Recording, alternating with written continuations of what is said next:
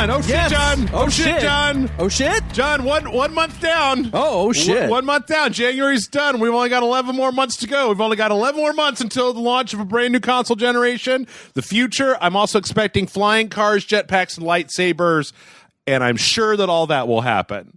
Almost assuredly. Yeah? Yeah. I'm glad that you're willing to go along with my my delusions. So, welcome everybody back to the Rage Select podcast right here on Rage Select. I'm Jeff. I'm John. And we've got a boatload this week. We've got a whole ship, a whole oil tanker full of insanity and also questions from people. Oh, nice. So, but before that ship pulls into port, John, how have you been? What have you been up to recently? Have you been doing anything interesting? Anything what cool? have I done since the last podcast? Well, I went to the movies twice. I was just about to say, I'm getting the psychic reading that you went to the movies several times. Yeah, I went to the movies twice. That's pretty much about it, aside from working. Okay. I went and saw The Gentleman.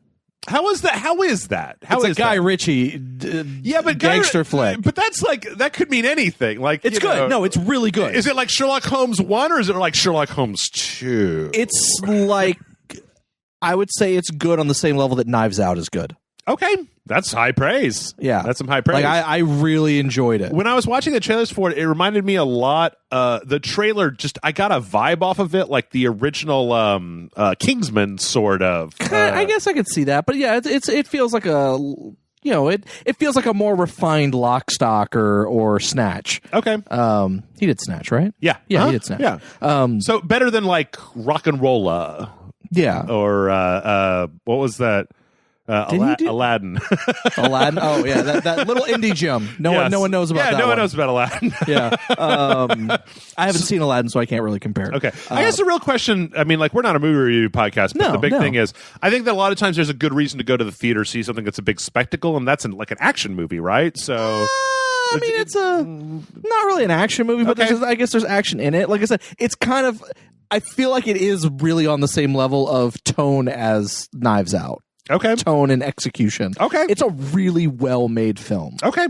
Cool. Like, I'm with all a lot about that. with a lot of twists and turns, and even when you think you know the twists and turns, that's not really an issue. Yeah. Because it's got a fucking banger cast. Okay. And it's just really well acted by everyone. Is McConaughey in that one? Yes. Okay. And he's really good in it too. Doing a McConaughey. Well, and then was it Color Out of Space? Was the other one was Color Out of Space. Yeah. Nick Cage. What'd you think? It was good. I liked it. Yeah. It's one of those movies that when it ended, I was like, huh. Okay. I don't hate it. I like it. I don't know how much I like it. Yeah. Like, it's very low. Yeah. And then, like, as the evening went on and, like, I talked about it with Amanda a little bit and kind of thought about it some more. And by the end of the night, I'm like, you know what? I really liked that movie. It was all right. It was really good. It was all right. Like, I liked it. Perfectly watchable. I don't know if I'll ever watch it again. I don't know if I would watch it a second time. Funny thing is, I said that coming out of the theater, but the more I thought about it, I think I would watch it again. Okay. Well, that's where... Because I think it comes out on Blu-ray like in like next month. Okay. Or something like that, middle of February or something like that. And I'm like... The only problem is, I mean, it's a Color Out of Space problem, right? Where it's like an indescribable color. I'm just like, that's pink. The color is pink. I can see the color that is... I do like the line that he... I mean, if you look at that, he even says, it's some kind of like pink color, but not pink, but yeah, it's not pink.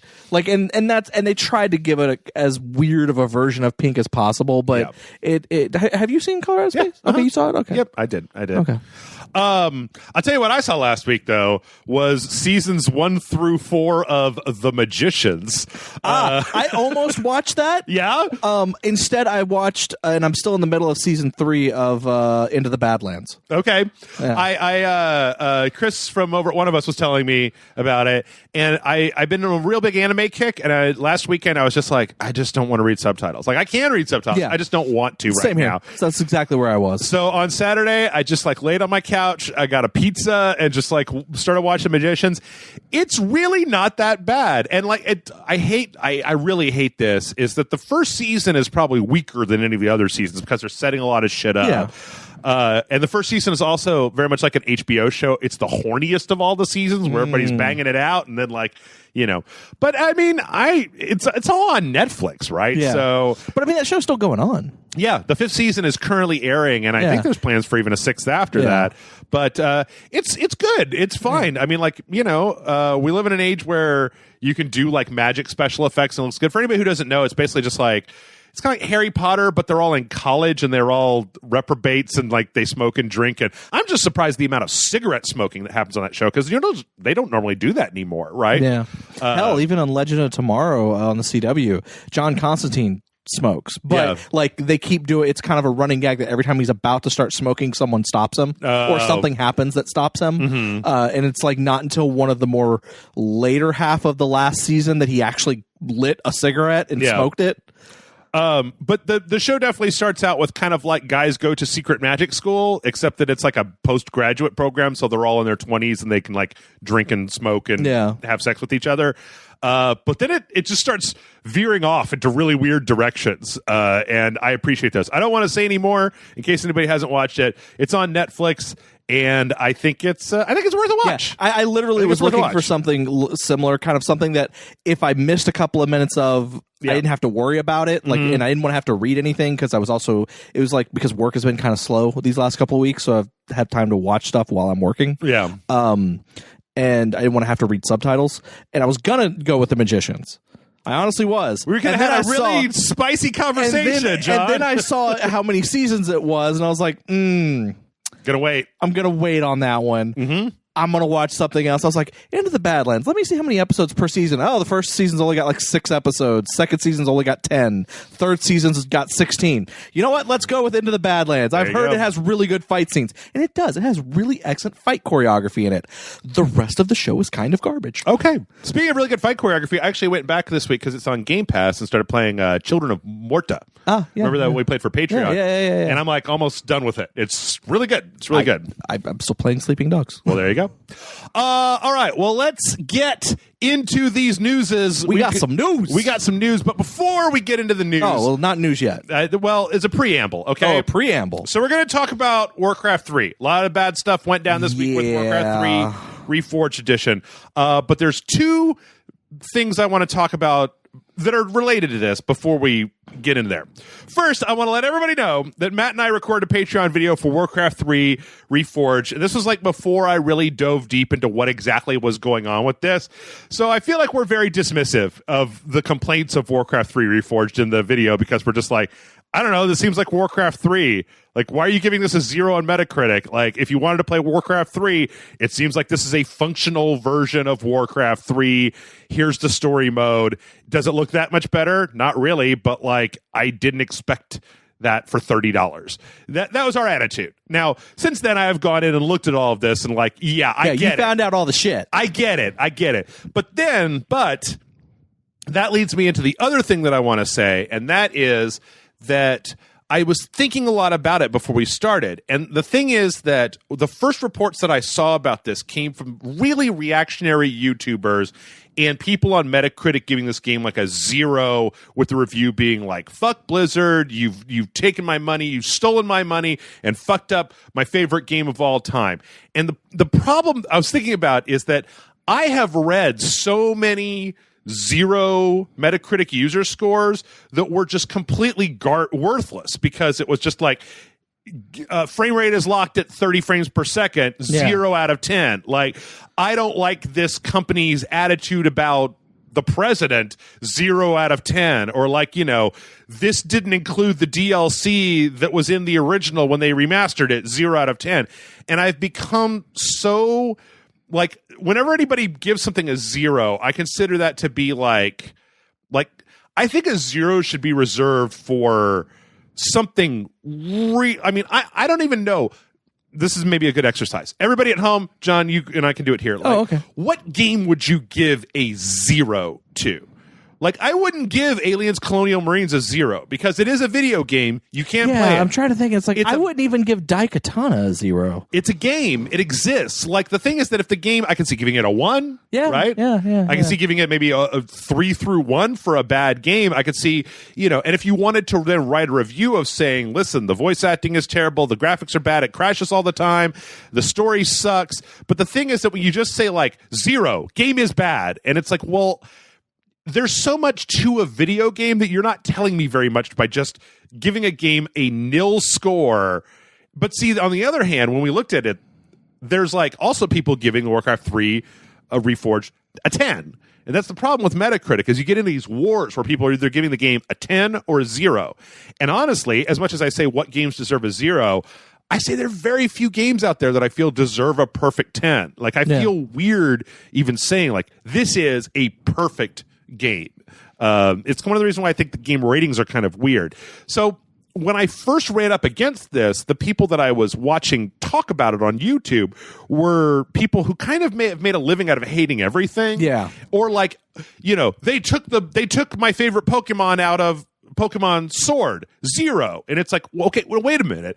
It's still a video game. It still runs. Like, I understand that you may be disappointed, but does that instantly make this game worthless? Because that's what 0 means, is that, like, nobody should ever play this under any circumstances. Like, I know plenty of people are going to play Pokemon Sword and Shield and are going to have plenty good time with it. I did. You did. Amanda did. Like, I know people that are doing Dragon Ball Z Kakarot, right? It's not my bag, but just because I don't like Dragon Ball Z doesn't mean I'm going to be like, I hate Dragon Ball, therefore this game deserves a 0. It's like, well, but you've missed the point. Like, so anyway, all I wanted to say was that tripped me up because I kind of expected this to just be, they took they took Tracer's butt pose out of Overwatch, 0. And it's like, we use that type of score so much these days to make a point to a company, right? Yeah. Or to insist upon our displeasure, to register our displeasure by basically always going to the nuclear option right away. And the problem that I have is that it means that user review scores are generally worthless because Metacritic gives you 100 points or a 10-point scale for a game, and people rate it like it's on Steam, like it's just thumbs up, thumbs down. And I think that the Steam rating system is also stupid because, I agree. It's 0 or 10, and I don't believe that's a good rating system. I think there should be more nuance. Anyway, with all that out of the way, it may sound like I'm trying to make excuses, but Blizzard done gone and fucked up. So here's the thing. I've mentioned on this podcast before, I worked for Blizzard for a while. I think I might have even been on episodes of this podcast while employed by Blizzard. Mm-hmm. I am not employed by Blizzard anymore. Yeah. Boy, am I glad, because they done fucked up. Yeah. So this, and they, Blizzard's kind of becoming like a Bethesda I mean, not like they're not that bad, but like I honestly wonder what's going on over there. Like I don't like, most of my friends that worked there don't work there anymore. Yeah. I don't know anyone that works there now. Got the scoops. I don't have the scoops. I don't know nothing. And man. I'm constantly like, what the fuck is going on over there? Okay, so let's talk about it. Okay, this is going to take some describing. So Warcraft 3 Reforged edition came out and people are not happy. Why are they not happy? Well, lots of reasons. Pick one. So, okay, let's kind of start at the like maybe the kind of the bottom of the list of gripes. Blizzard showed a sizzle reel in the BlizzCon, I believe it was 2018, that showed that one of the things they were going to do in the game was remaster all of the cutscenes to, like, they're going to have all these nice high-res models of the characters. They were going to swap out all the models so that the characters had less of a cartoony and more of, like, kind of realistic. Yeah. And then they were going to zoom in on them with, like, the camera and, like, really, like, make a cutscene out of this stuff instead of just having your little guys standing there and then, like, speech comes up around them. Yeah. They showed briefly the part before Arthas goes in and fucks up that town. Yeah. They showed it where, like, him and Jaina are talking and they're zoomed up on their faces and, whatnot. None of that's in the game, apparently. I played a little bit of it and it seemed like old school Warcraft. I don't know. Warcraft 3 is not burned in my brain, so if I'm getting some of this wrong, please forgive me. But when Matt and I played it for the Patreon video, it seemed like we were mostly just seeing the same kind of thing, like with StarCraft, where you're seeing, the character models and then some dialogue happening back and forth. Another thing that happened was that apparently there were interviews where they said they were going to rewrite the story of Warcraft 3 to have it line up closer to the events that have happened in World of Warcraft, because the Warcraft lore has gotten a lot deeper with World of Warcraft. And so they were going to try to basically retcon 3 to fit it better into that. Apparently that didn't happen either. The graphical upgrade that they've done I think you can see it a little bit, but I don't think it's not to the level that they implied. Right, that they implied that it was going to be a much higher level. Now, those things, okay, that's kind of like a yes or no thing. The main thing is that when I got messed up, I assumed that all of these things, the cutscenes, the graphical upgrade, the rewriting of the story, were things that people had implied from, how corporations like to do a vague legalese, and then it turns out that, like, well, technically we did that, even though if it wasn't what those words actually mean to you in your mind. Yeah. But no, they did interviews with like Kotaku and Polygon and shit where they were just like, no, we're redoing this whole thing. In fact, they talked a lot in this one interview about how when they took StarCraft 2 to Korea, and they said, what do y'all want us to do for the remaster? And they were like, nothing. Just make it 4K, clean up the matchmaking, like take care of some of these bugs. Do not touch the balancing. Do not touch the story. We just want an HD version of StarCraft. Yeah. But then they took Warcraft 3 to like their European customers and they said, what do you want? And they said, well, it seems like Warcraft 3 had a lot of room, was never entirely finished, right? It needed more work. So we would actually like you to go in and do work on it. And then they were like, okay, so that's what we're going to do. Now, the second part of this is that it was sometime in, it was in 2018, I believe, when there was an update to BattleNet to Warcraft 3 that basically it gave like widescreen support and some different matchmaking stuff. And this was like a preparation for the Reforged edition of Warcraft 3. One of the other bullet points that they came out with was that apparently if you had Warcraft 3 Reforged, you were going to be able to play online matches with people who had Warcraft 3 OG. And what this means is that they condensed Warcraft 3 into the same client. So, like, when I loaded up Warcraft 3 Reforged, there's actually a little switch at the bottom that says, like, Reforged or Classic, and you can switch between the two of them.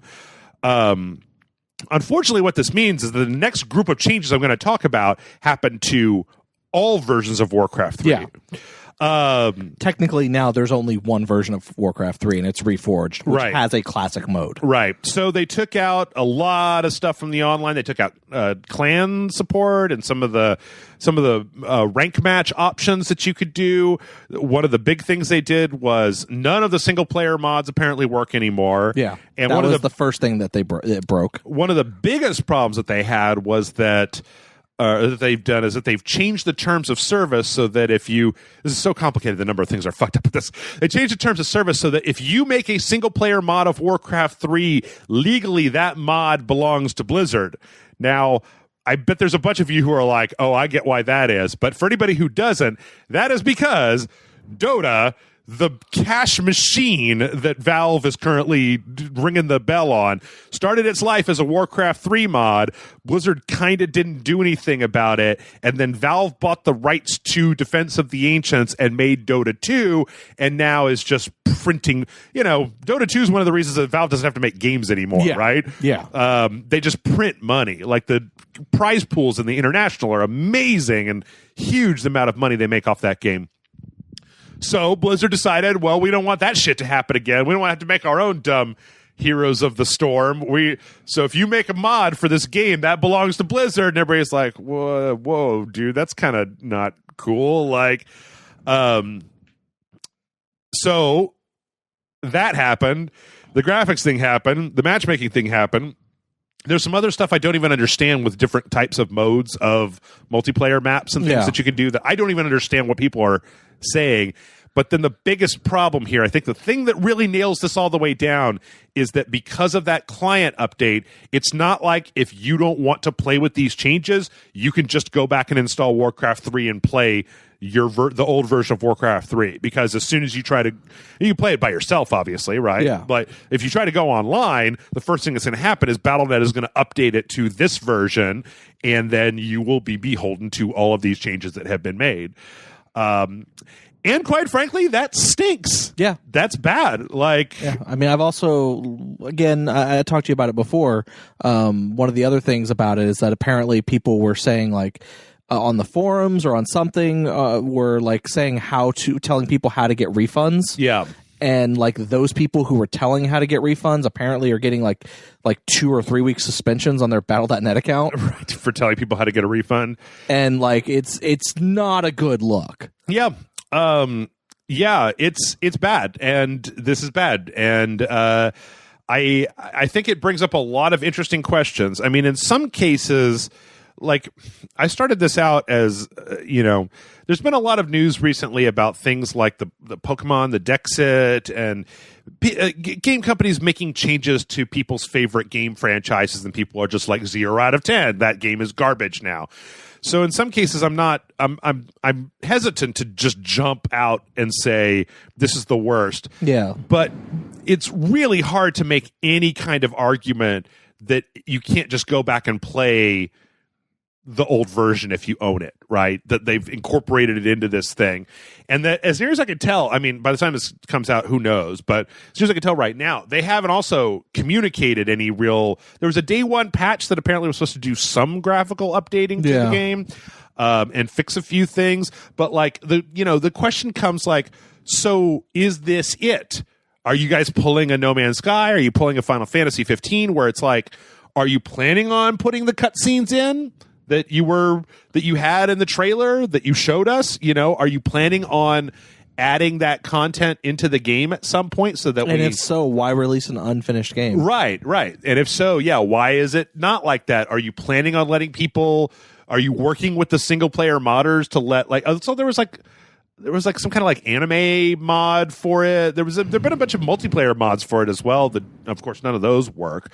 But like, are you planning on adding any of this stuff back? Is this just a thing where the corporate overlords said, you have to put this out? Like, you have to put this out on the day. It's got to be out by Q4 of 2019 so that we can roll it into the books, right? Which Q4 ends in March. So it'll like, was it one of those things and you're planning on going back later on and fixing it? Or is this just like, wah, we decided to roll back all that stuff that we said, and it's not going to be in the game, and like, live with it. Because I could see it going either way. Like, it used to be that I wouldn't expect something like that from Blizzard, but Blizzard's been all over the place recently. So yeah, they've kind of been all over the place. I don't know how to, like I said, I don't know what the fuck is going on over there anymore. And I'm disappointed by this. It's not a good look. They're fucking up some shit. I agree. I 100% agree. Now, I do want to, though, take a moment to... I will say I don't think it deserves a 0 because, again, it's... There's a difference between, like, making your grievances known and ranking a game. Like, if I didn't know anything about this and I went and I looked at that and it was like 1.8, oh, God, does it install viruses on my hard drive? My rationale is that nothing deserves a 0 score. Yeah. I mean, if I bought a game and I brought it home and the game wouldn't run, had no patches, and could not be booted up, right? If I paid $60 for a game that came in a package, I brought it home, put it in my Xbox, and it would not run. Sounds like WWE 2K20 on New Year's Day. And there was no way to fix it, and the game company said nothing, that I would consider a 0 because the game will not boot up. But I wouldn't give a game much below a 1 because at the end of the day, you can still play the Warcraft 3 campaign, right? Like, that does function. There are ways to play online. Like, are these features missing? Absolutely they are. But the game it is not unplayable. I feel like the thing that Blizzard screwed up on is by making it so that Warcraft 3 and Warcraft 3 Reforged are now the same thing. And by what I mean by that is that the game overwrites your standard classic version of files. So that it has to be done this way. I feel like had they not done that, had they had it set so that it installs its own folder, it's by itself. If you want to play Warcraft 3 OG, you launch that and play it. If you want to play Reforged, you launch that and play it. Like there's two completely separate programs that run independently of each other. I think let me rephrase that. I think there would be some complaints. Right. But they wouldn't be as big of an issue. Or the other thing that we see all the time in the video game industry is if these features were going to be rolled back or not included, like things that had been said in interviews were not going to be in the game. I know that it isn't fun, but I feel like they then had an obligation to be come out ahead of time and say, hey, all right, listen, we've scaled back what we're going to be doing here. You know, we've deleted the old trailer from the internet. Because right now, one of the things that a lot of people have talked about, or that I've seen in a few places, is that if you go to Blizzard's website, that the Warcraft 3, that the reforged Warcraft 3, that they still have they still have that trailer. They still have the trailer with the cutscenes that aren't in the game on the page for it. And it's like, well, yeah, it's right here. Like it's the origin stories of Warcraft, relive the events of the Frozen Throne, command mysterious night owls, blah, blah, blah, blah. But like one of the trailers that they have on this page is the one that shows the different cutscenes. That is not in the game. So it's, again, sometimes they show us things and those things don't end up in the final product, but you can't just do that without expecting people to be like rabble. Yeah. And then it also, anytime you take away functionality that used to exist, you're going to have a bad time. Yeah. I agree. Anyway, so I tell you what, I'm going to talk about this a bunch of times over the course of this podcast, but I'd like to say that this is a reason why you don't pre-order video games. Do not call me during the podcast and do not pre-order video games. Because if you had not pre-ordered Warcraft 3, I mean, it's a digital game, right? You're not getting a CD. Yeah. You wait till the day it comes out, look at the reviews, see it's got a 1.5, look online, check out what's going on. Oh shit, this game is fucked up. And then you don't have to go through all this refund bullshit. You just don't buy it. Like you didn't get anything for buying it ahead of time outside. I don't know, what was it, like you got a Murloc mount for World of Warcraft or something? Some bullshit like that. Some people like that stuff though. Some people do like that stuff. But what I'm saying is that I'm going to say this a bunch of times. A lot of this stuff, World of Warcraft 3 remaster or reforged, was never going to be sold out. So don't buy it. Also, I believe, as I always have, that we should be able to refund our video games if we don't like them, and that everybody should be required to do that. I will say though, I mean, this kind of does like even if you don't buy, like if you didn't buy it, but you had OG Warcraft 3, right? You're still kind of boned. Yes, yeah. That's more of the don't pre-order thing is not necessarily specifically for this as much as it is for kind of everything that we're going to be talking about this week. Okay, So, all right. Well, but before we get out of Blizzard's little corner of the internet, we also have to talk about Overwatch. Oh, okay. What did Overwatch do now? Okay, so Jeff Kaplan came out and they talked about Overwatch. And there was a couple things. One is controversial. One I think is kind of cool. They're putting in a new tab called Experimental on the consoles that is basically like, so when they do a new thing, like they announce a new hero or a new game mode or whatever, they'll put it on the PTR, and then from the public test realm, they will move that then onto also the consoles into this experimental game tab that has different stuff. So it's basically console players can also give their feedback about et cetera, et cetera. Okay, that's nice. That sounds cool, right? Now, the bad, or maybe, okay, this is just a real question. I have no idea. The thing that I think that people are going to be real mad about is they also announced that starting with season 21, I believe, they're going to have specifically for ranked play, they're going to be doing an experiment where they black out certain heroes like every week.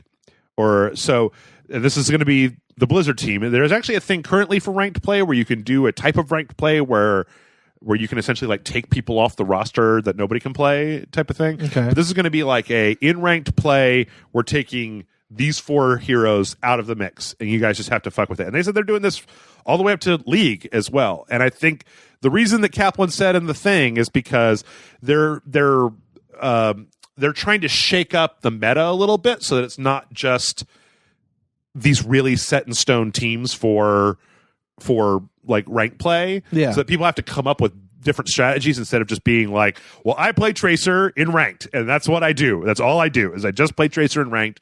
Is that like, well, okay, Tracer's off the board. You got to figure out kind of how to play as a different person in ranked.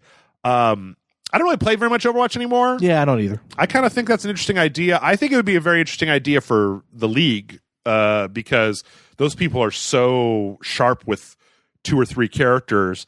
That a lot of ways I'd love to see people shake it up a little bit, see different tanks, different DPSs. But we'll see. We'll see. All right. From there, we're not out of the people are mad about stuff woods yet. They're angry. Yep. Because it's time to talk about the Pokemons. This week we got the announcement of Pokemon Home. Now, Pokemon Home is not a game.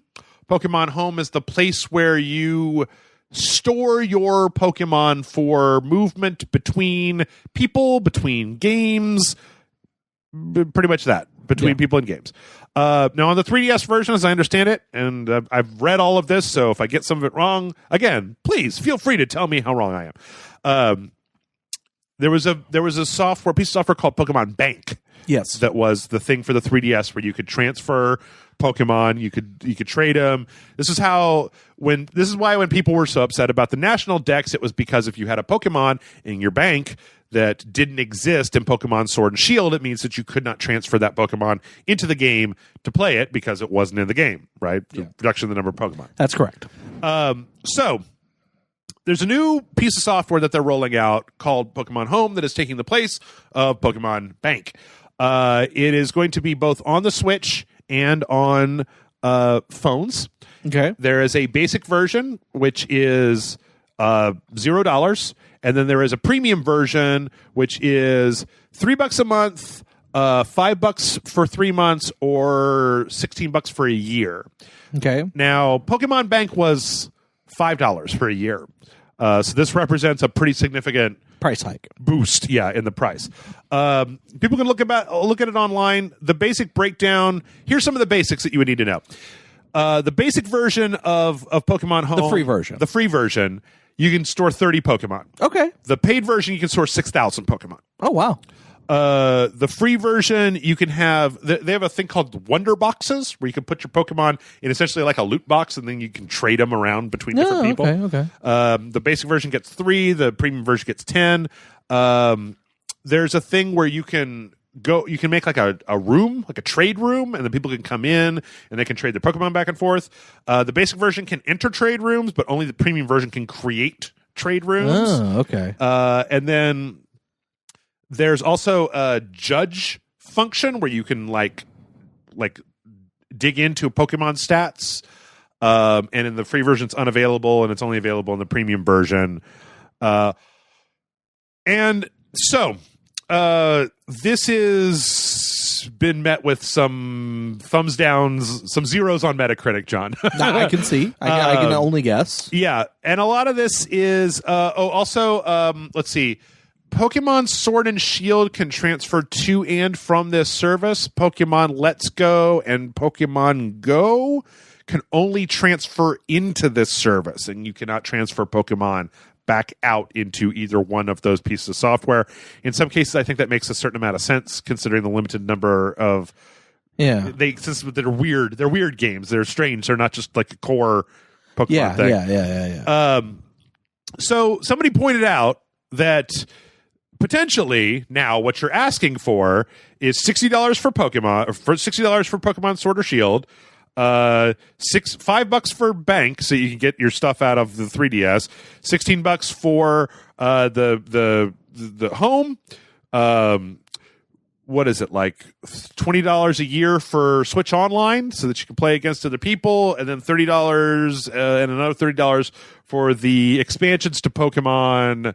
That all adds up to lots of money. I didn't do it in my head. It's like what, $120, like $200, something like that, which is kind of a lot for Pokemon. And I've not been as outraged about Pokemon because it's not really my kind of game. Yeah. And when games do this to me, John, I just stop playing them. Like, I don't give a fuck. It'd be Metal Gear, and the new Metal Gear is like this.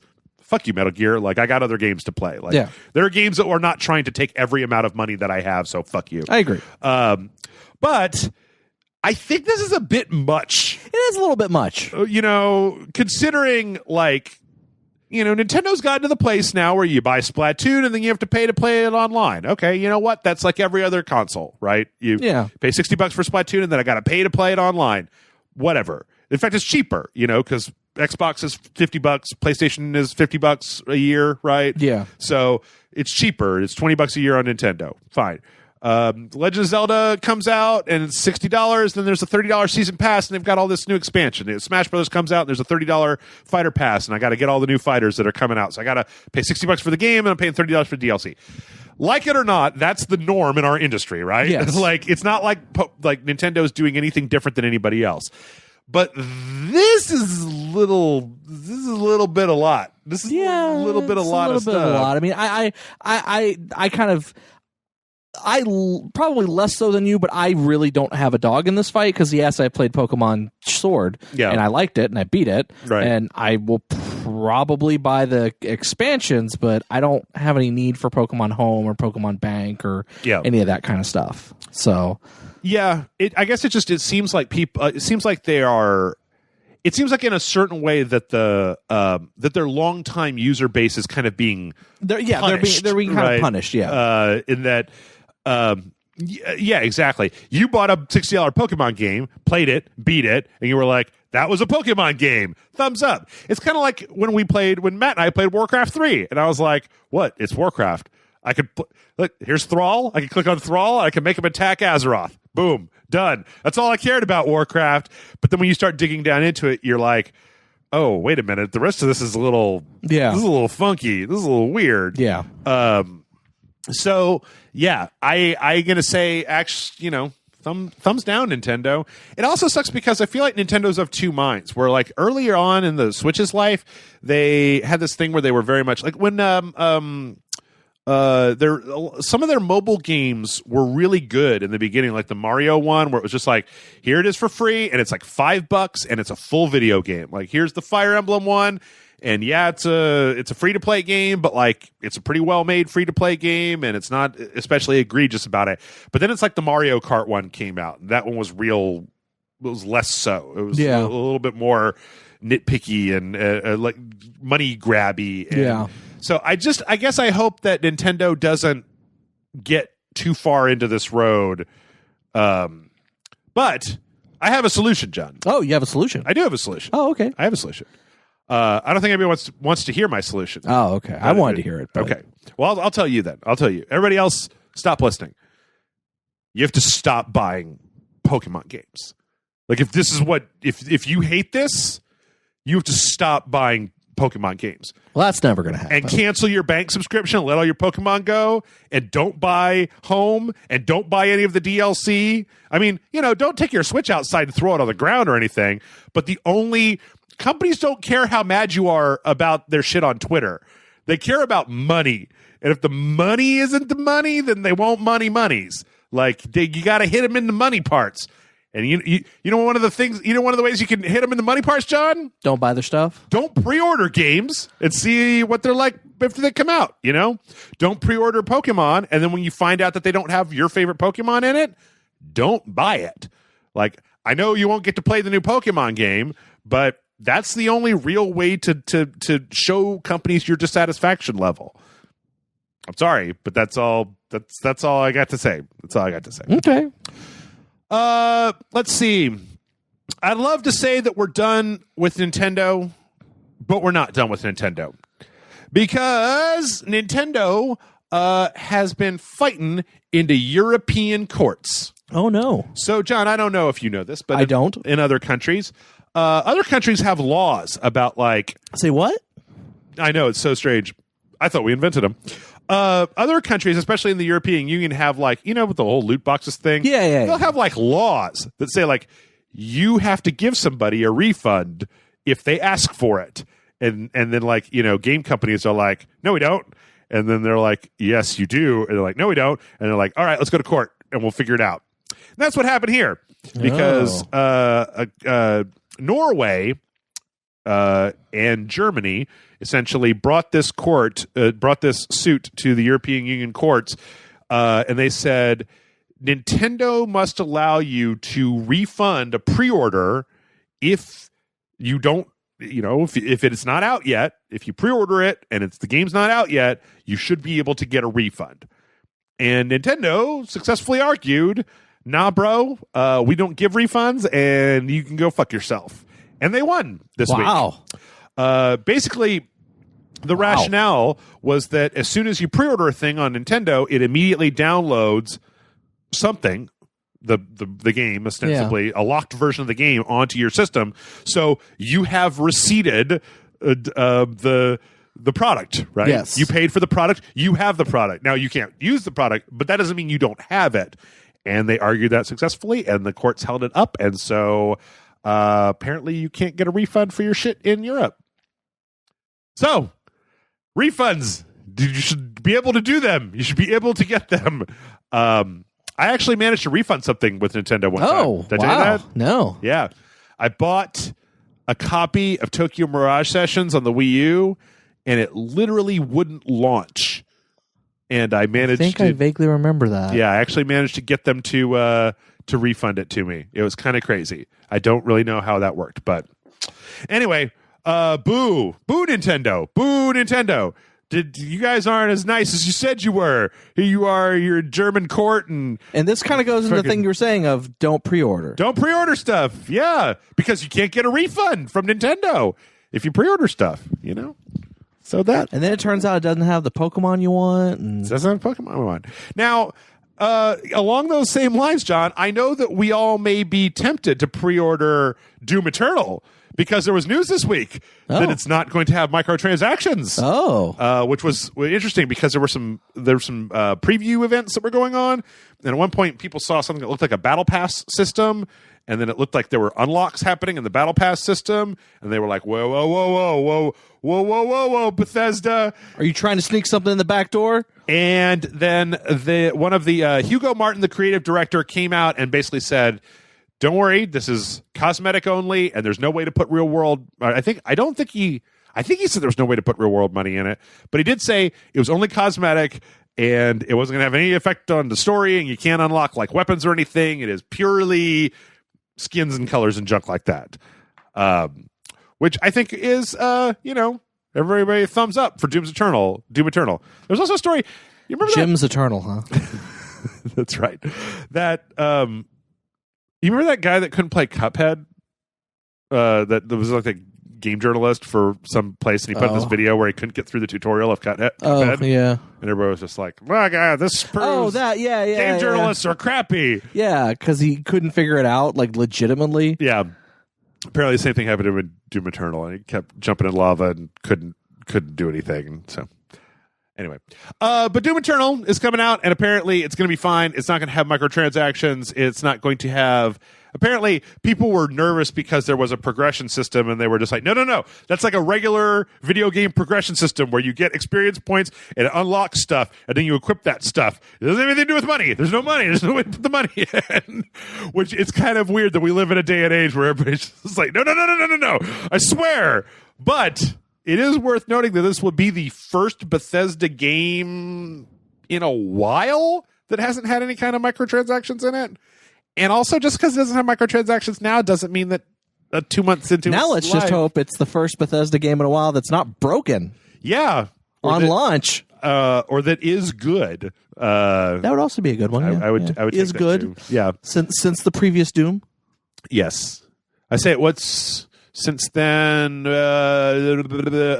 Evil Within 2 was good. Oh, okay. Trying to think of Skyrim. Nope. Well, Skyrim is Skyrim.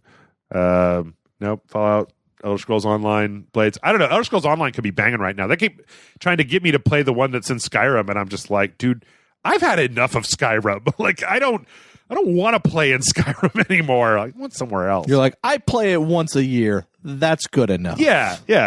It's a Christmas thing. Okay, speaking of battle passes, I have a really, really strange story about Kentucky and esports.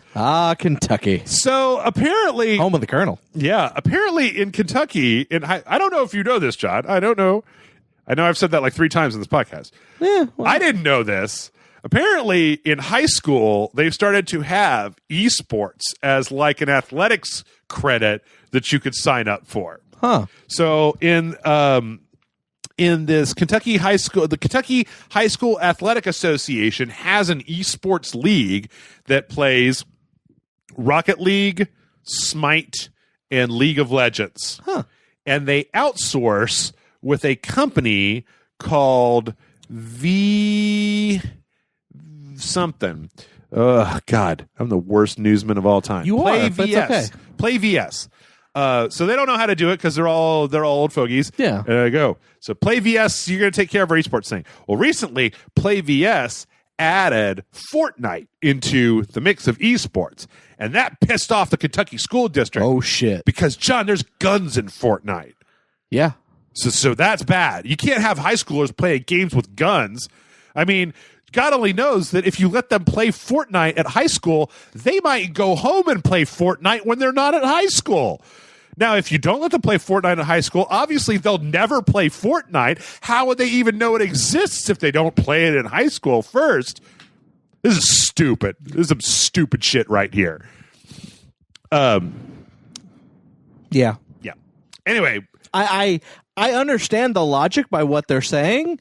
There's some stupid shit. Doesn't mean it's not some fucking stupid shit. Some stupid shit. But I know the logic that's going. It's like, well, clearly all school shootings happen because of video games with guns in them. Yeah. Mm-hmm. And so therefore having a violent video game with guns in it in the esports competition would cause more school shootings. Yeah. Now, if one of, knock on wood, but if one of those high school students was to say, hit another student with his car, does that mean they can't play Rocket League anymore? What if he does a flip in his car and then hits somebody with it? And he knocks him into a gigantic goal. Then you say, no more Rocket League. Yeah. Anyway, I think this is real stupid. Play VS has done this thing where they're appealing the decision and they've knocked Fortnite from basically...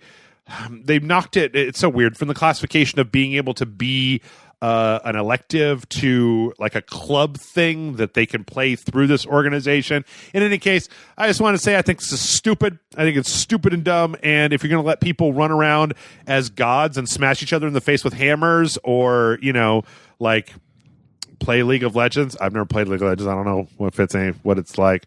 I played Smite though. Yeah, I know. I was there. Doing Fortnite is not. Also, Fortnite's like the most cartoony game in the world. It's not like they're playing PUBG or anything. Yeah. I'm going to start my own esports league for high school students, and it's going to have Fortnite in it. I'm going to fight this thing. I'll fight this thing all the way to the Supreme Court and lose. You're going to waste a lot of money. I am. That's why patrons, patreon.com. Should have just gone with blackjack and hookers. Yep. What makes you think I won't? For high school students. That's right. Welcome to my elective course, Blackjack and Hookers. You will learn how to play blackjack while hookers try to distract you. Ooh, these are life skills, kids. You're going to need to know this shit in the world. You trust me. Speaking of shit that you need to, speaking of adding blackjack and hookers to stuff, the Entertainment Software Association has said that they're going to be saucing up E3 this year, John. Oh. They're going to be spicing it up. They're going to, quote unquote, invigorate E3 2020. Spicy. Yeah. By partnering with IM 8-Bit to really jazz the place up with a lot of new imagery. And I'm like, what are you talking about? Are you bringing back like booth babes? Is there going to be more blackjack and hookers there? I do think, though, that this goes to show that ESA is starting to get a little nervous. The 2 out of the 3 big boys are not coming this year. And if that keeps up, it's only a matter of time before Microsoft's like, why the fuck are we even here? Yeah. Get out of here. And then what's it going to be like? Ubisoft, Square, and Konami? Nintendo still has a booth at E3, right? Yeah. They're just not doing a conference. Yeah, but we all know that the conferences are where like the big reveals are. I mean, I don't know. Sometimes they reveal stuff in their treehouse, segments. Yeah, but for the most part, the big stuff is in those I mean, it's like, big announcements in the press conferences, and then everybody goes inside and plays the things that they talked about at the big announcements. So, speaking of Microsoft, though, they are going to be there, and they put out a revenue, an earnings report that said that their gaming revenue decreased by 21% last quarter. Oh, wow. Now they said that they think that is because there wasn't a big showstopper holiday release this year. There was no Red Dead 2 where everybody just like went out and bought it no matter what happened. Should have fucking bought Control. Hey man, Game amen of the year, to that. Raid Select. Amen to that. Yeah, unanimous game of the year. But apparently, Game Pass subscribers more than doubled in the last quarter as well. So they lost some stuff with the actual game sales, but Game Pass is going up. I'm really curious to know. I really want to know if Game Pass is a loss leader for Microsoft. Yeah. Or whether it's actually sustainable. Like, is this Netflix where they're just going to keep, hey, everybody, sorry, we got to raise Game Pass to $8 a month. We got to raise it to $14 a month. I think I'd still buy it at $14 a month. But, yeah. And also in console news, it turns out that Nintendo shipped more units. The Nintendo Switch has currently shipped more units than the Xbox One. Not surprised. Actually, it turns out when you look at this this chart, that somebody made this chart, and basically this is like game sales over 48 months for all of the consoles. And the Nintendo Switch right now is not all the way to 48 months, but it has sold more than the PS1, the 360, the PS3, the PS2, the PS4. Only the Wii somehow sold better than the Switch, but even the Switch is coming for it. It's heading that way. Yeah, it is. The little angles are going up. So Switch is printing money. You know what? It remains something for everybody to keep in mind. The fact that the least powerful console on the market is kind of selling the best right now. So it's sold the best before. The Wii, yep, also sold a shit ton. Yep, totes my goats.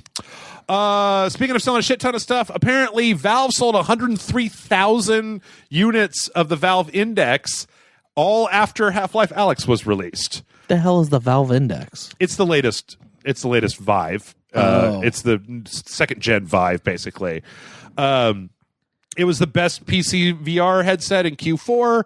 And so, yeah, over, I believe it was like the last 3 months of the year after Alyx was announced, they sold 103,000 Yeah, of units. course. Yeah. You fucking people have been starved for Half-Life, and the fact that you just announced this and your fucking hardware sells out, go fuck yourself. Yep. Release Half-Life 3, you cowards.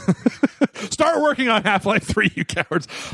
Just for comparison's sake, though, in Q4 of last year, PSVR sold 338,000 units, so 3 times what the Index sold. Okay. So, that's just the thing to say. All right, we're gonna go a little faster here. We're almost out of time. We are out of time. We got some leakage. There's a possibility. You should get a doctor to look at that. No. I'm just gonna put some duct tape on. I'll be fine. Resident Evil 8. We got some potential Resident Evil 8 details. Ooh. And I don't like them. Oh.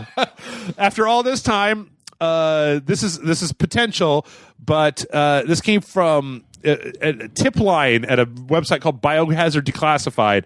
But the information that was sent, and who knows, is that Ethan will be back, and this time instead of being chased by the molded, he will be fighting zombies and werewolves. And that Chris Redfield will already be back. This is the part that I don't really like very much. Gameplay, this is from a VG247 article. Gameplay starts in a village and will eventually lead the player to a castle in a rural, snowy, and mountainous region that resembles Europe, according to the rumor. So it's Resident Evil 4? That's kind of what I'm like, oh, okay, so it's like it's a village and then it turns into a castle.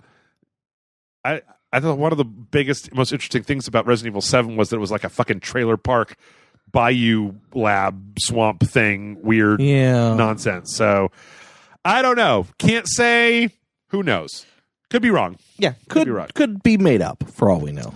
Also, speaking of things that could be made up, Konami there's a leak from a source called the Aesthetic Gamer who has been pretty good in the past, who says that there are 2 Silent Hill games in the works at Konami.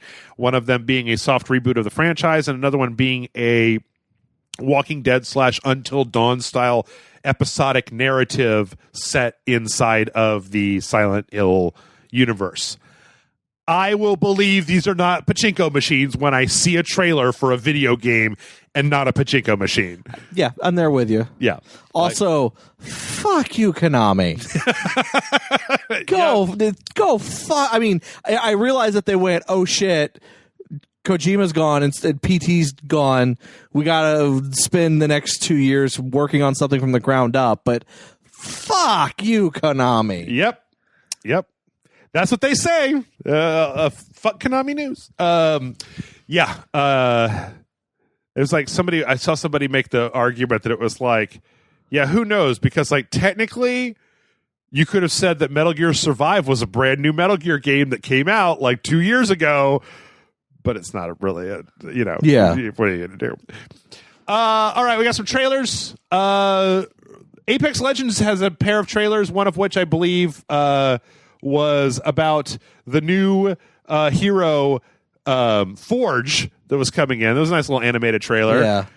It was cute. It was nice. And then at the end of it, Forge got killed. Oh no! By what does this mean? The new real character, Revenant. And they had a whole kind of like little story trailer for him. I don't know enough about the lore of Apex Legends to know about this like it seems to be like this Hammond Robotics thing. Yeah. But I like this Apex Legends the season 4 trailer where it's like this guy and he's like this killing machine robot Reaper meets the Terminator dude. Yeah. But then like when he looks in the mirror, he looks like a regular guy and he's like, what is my life? This is cool. Yeah. I mean, it was actually kind of a cool little short story. Yeah. Not quite on par with the Overwatch ones, but still better than the last one, I guess, with like the weird technology guy that got to escape from his apartment because the weird cyber cops were coming or whatever. Oh, I don't even remember that one. Okay.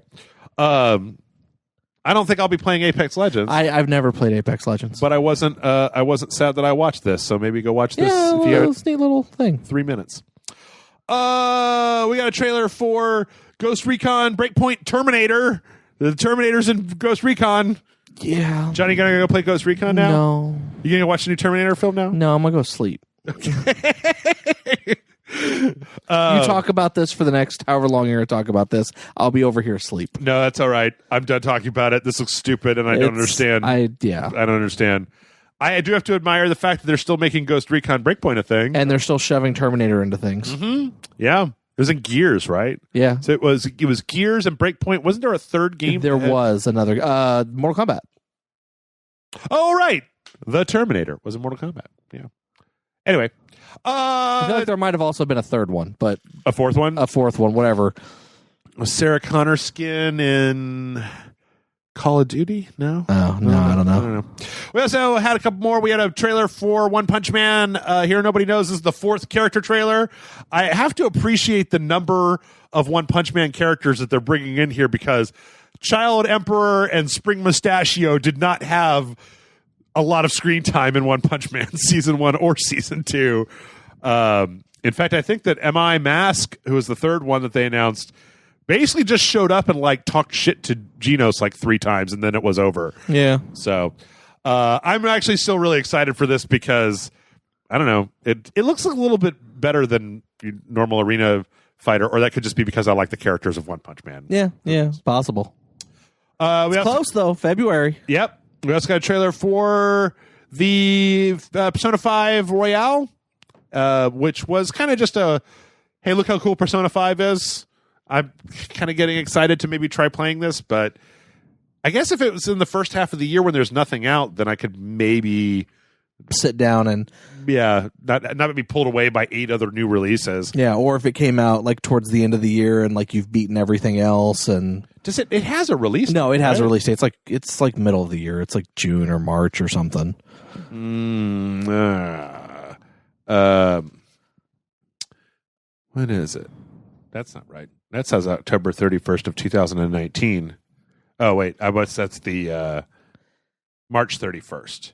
Ooh, That's when things start heating up. Yeah. We start getting close to actual games coming out. Also, we had a trailer where Torchlight Frontiers, which was a free-to-play thing that they were making for Torchlight, has officially been just changed into Torchlight 3. Instead of being free-to-play, it's going to be like a, you pay $30, get Torchlight, new stuff, new lore, new loot, new characters. I'm happy about that. I think that's good, but I'm also a little worried thinking about it because the last time that a game has gone that was supposed to be like a free-to-play thing and then went to being a full, like, oh, you're going to pay for it, but, and then you get it, the free-to-play mechanics were still there. Oh, yeah, that is a possibility. And I'm a little worried that might be the case, but at the same time, the Torchlight guys have been pretty good, so I'm willing to give them the benefit of the doubt to prove me wrong. I agree. All right, let's finish up with a few other things. If you pre-order Final Fantasy VII, don't do that. Don't pre-order things, John. John, don't do it. But if you did, and you want to continue to have your pre-order, apparently since they moved the pre-order, this is a very strange thing. Since they moved the release of it, we had the delay on that. Yeah. You have until February 28th to reconfirm your pre-order, or else your pre-order goes away. I'm assuming that's if you bought it directly from Square. Yes. Not like if you bought it or pre-ordered it at like GameStop or on your PlayStation. I don't believe so. But yes, if you're in the U.S., there was a tweet. If you're in the U.S. and you pre-ordered Final Fantasy VII Remake from the Square Enix store, please read this important message. And it says you got to go and reconfirm that. Okay. I think it's because they haven't charged people's credit cards Yeah, yet. yeah. Because when you're pre-ordering it from their store, you're getting a physical item that's mailed to you. So they don't bill you until it ships. Whereas if you're buying something through like the PlayStation store, you're basically billed all at once because you're downloading a product. You're downloading the product right then and there, or getting the ability to download it. Yeah, that makes sense. I wouldn't know. I don't pre-order stuff. So, all right. Last few things. Outer Worlds is coming to the Switch on nice. March 6th. So nice. If you haven't played Outer Worlds and you just got a Switch, you should totally play it. Hopefully it runs good. I talked to the guy at the sub shop today about it. I went to go get a sandwich, and the guy was like, what do you know about them Outer Worlds? I told him your story about robophobia. Yeah. He said it was interesting. He had one that was one of the phobias that was fear of heights, but it basically made it so that he couldn't be like a sniper on a perch. Yeah. Because it only kicks in if he like is looking down off of something tall. Yeah. I'm like, that game is incredible. My advice to him was like, make sure that you don't try to like min-max this game. Just like make an interesting character. Yeah. Because you'll have more fun. And you can totally play the game with a fucked up character. Just it's going to be more fun if you don't try to like, get enough points so that you can one-shot everything in the game. Like with a Bethesda game. Yeah. Speaking of Switch games, this one's from me is the Turing Test is coming out on February 7th on Nintendo Switch. Oh, nice. The Turing Test, if you guys go back and watch, Man and I did a dojo on it a while back. Yeah, I remember you both or at least Amanda coming out going, I really like that game. It was very good. I actually played it all the way to the end. Oh, nice. It's very kind of like Portal, and a lot of it is about like what makes a human. So if you're into that kind of, everybody knows the Turing Test is like, how to tell if a robotic intelligence is sufficiently sentient. Anyway, it's a really good game, and I can't imagine they're gonna charge a whole shitload of money for it. This game is cool. If you got a weekend and you want to play a Portal style game, Turing Test is good story, good puzzles, good stuff. I can't unenthusiastically endorse Dying Light Bad Blood, but apparently if it's the 5th anniversary of Dying Light. We talked about Dying Light 2 getting pushed back. And apparently Techland is giving away free copies of Dying Light Bad Blood if you own the game on the PC, the PS4, or the Xbox One. You go to their website, you type in this blah, blah, blah, yakety schmackety, you get a free copy of this. Now, Dying Light Bad Blood came out in 2018, and it was the Dying Light Battle Royale game where you had to fight zombies, but then also fight each other. I remember that. Then it had all the parkour and stuff. I watched a little video for it. It seems like a pretty cool game, personally. Yeah. So if you went and bought Dying Light, for the low price of free, you go have this one. Yeah. Mortal Kombat is getting an animated film from Warner Brothers. which is called Mortal Kombat Legends Scorpion's Revenge, which is a weird title because this is just the first Mortal Kombat story. So apparently it actually is focused on Scorpion. Like the trailer is a little misleading. Okay. From everything I've read is that the trailer makes it out to be the story of the first Mortal Kombat. Okay. Basically an updated version of that. But in actuality, like none of that stuff is center stage. It's all focused on Scorpion. Okay.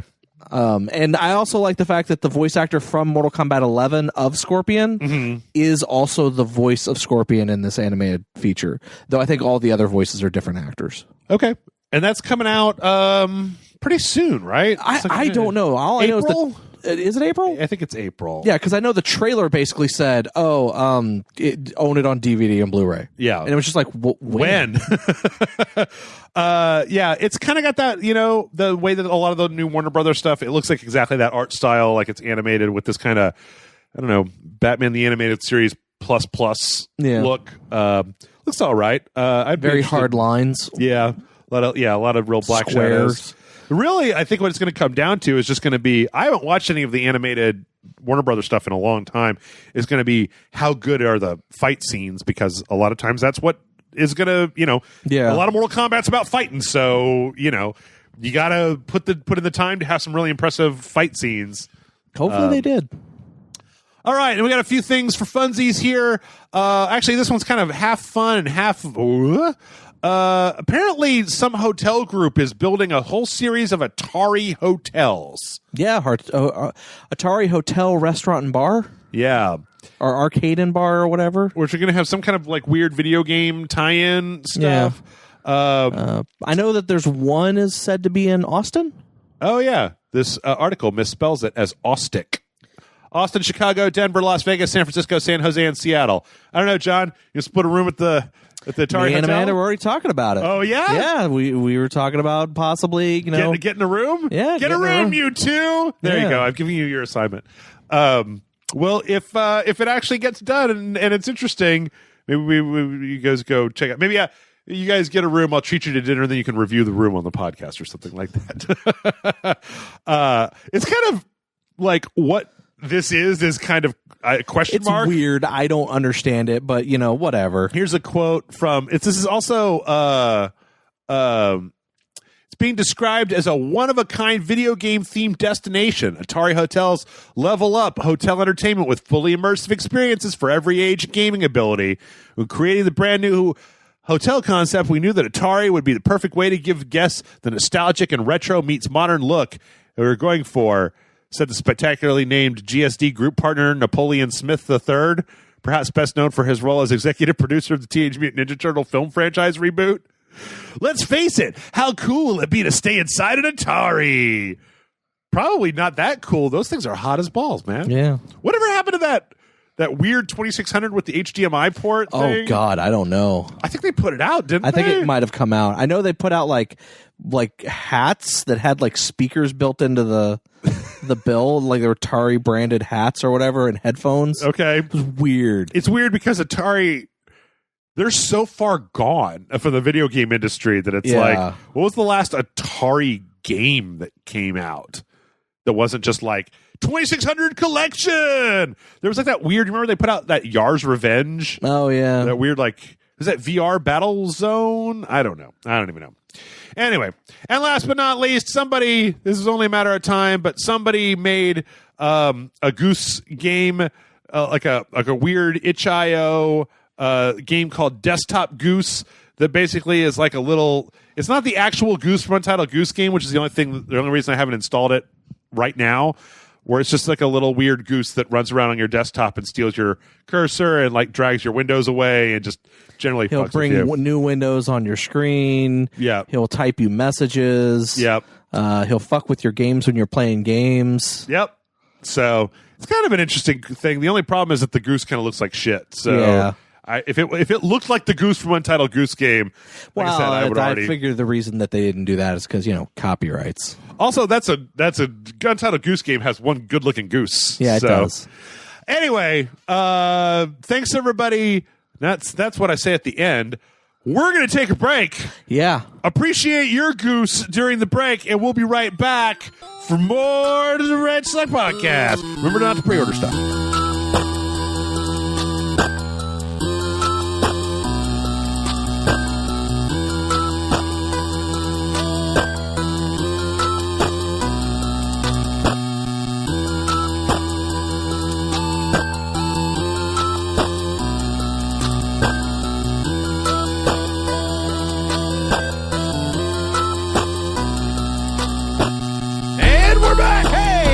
John, are you ready for questions? I'm always ready. He's always ready for questions. I don't know why I even ask. Why do I even ask? I know why I ask, but, that's a whole other story. MailRageSelect.com is the email address to send questions in. Send in your questions if you listen to this show, because we always need them. We always need a shitload of questions. Yeah. And this week, our first question comes in from Marcus. Marcus says, "What up, Jeff and John? Word. I have a question that may or may not be related to those video games. Hit us up. Name a habit or two that you used to do in the beginning of the last decade that you no longer do now. For example, I used to have Facebook on my phone for most of the last decade, but I deleted it from my phone a few years ago, and I'm a much happier person. This has allowed me to have deeper conversations and relationships with people, and even hook up on occasion with the ladies." He didn't actually write it like that. I just said it like that. I'm contractually obligated. It's a podcast. Yeah. No, it works. Yeah. Keep up the great work. Love your content. Rage on in the name of Don Cleese from Marcus. Bonus question. Kratos, Geralt of Rivia, Jesse Fade from Control, and Bayonetta have a fight to the death. Who wins? Well, didn't we do Kratos versus Geralt last week? Yeah, and just said Kratos wins, right? I mean, Kratos and Jesse and Bayonetta. I'm gonna probably say that as much as I like Jesse and Geralt, I don't think they have. I think they're dealing with God tier powers, so I think they have to get out of here.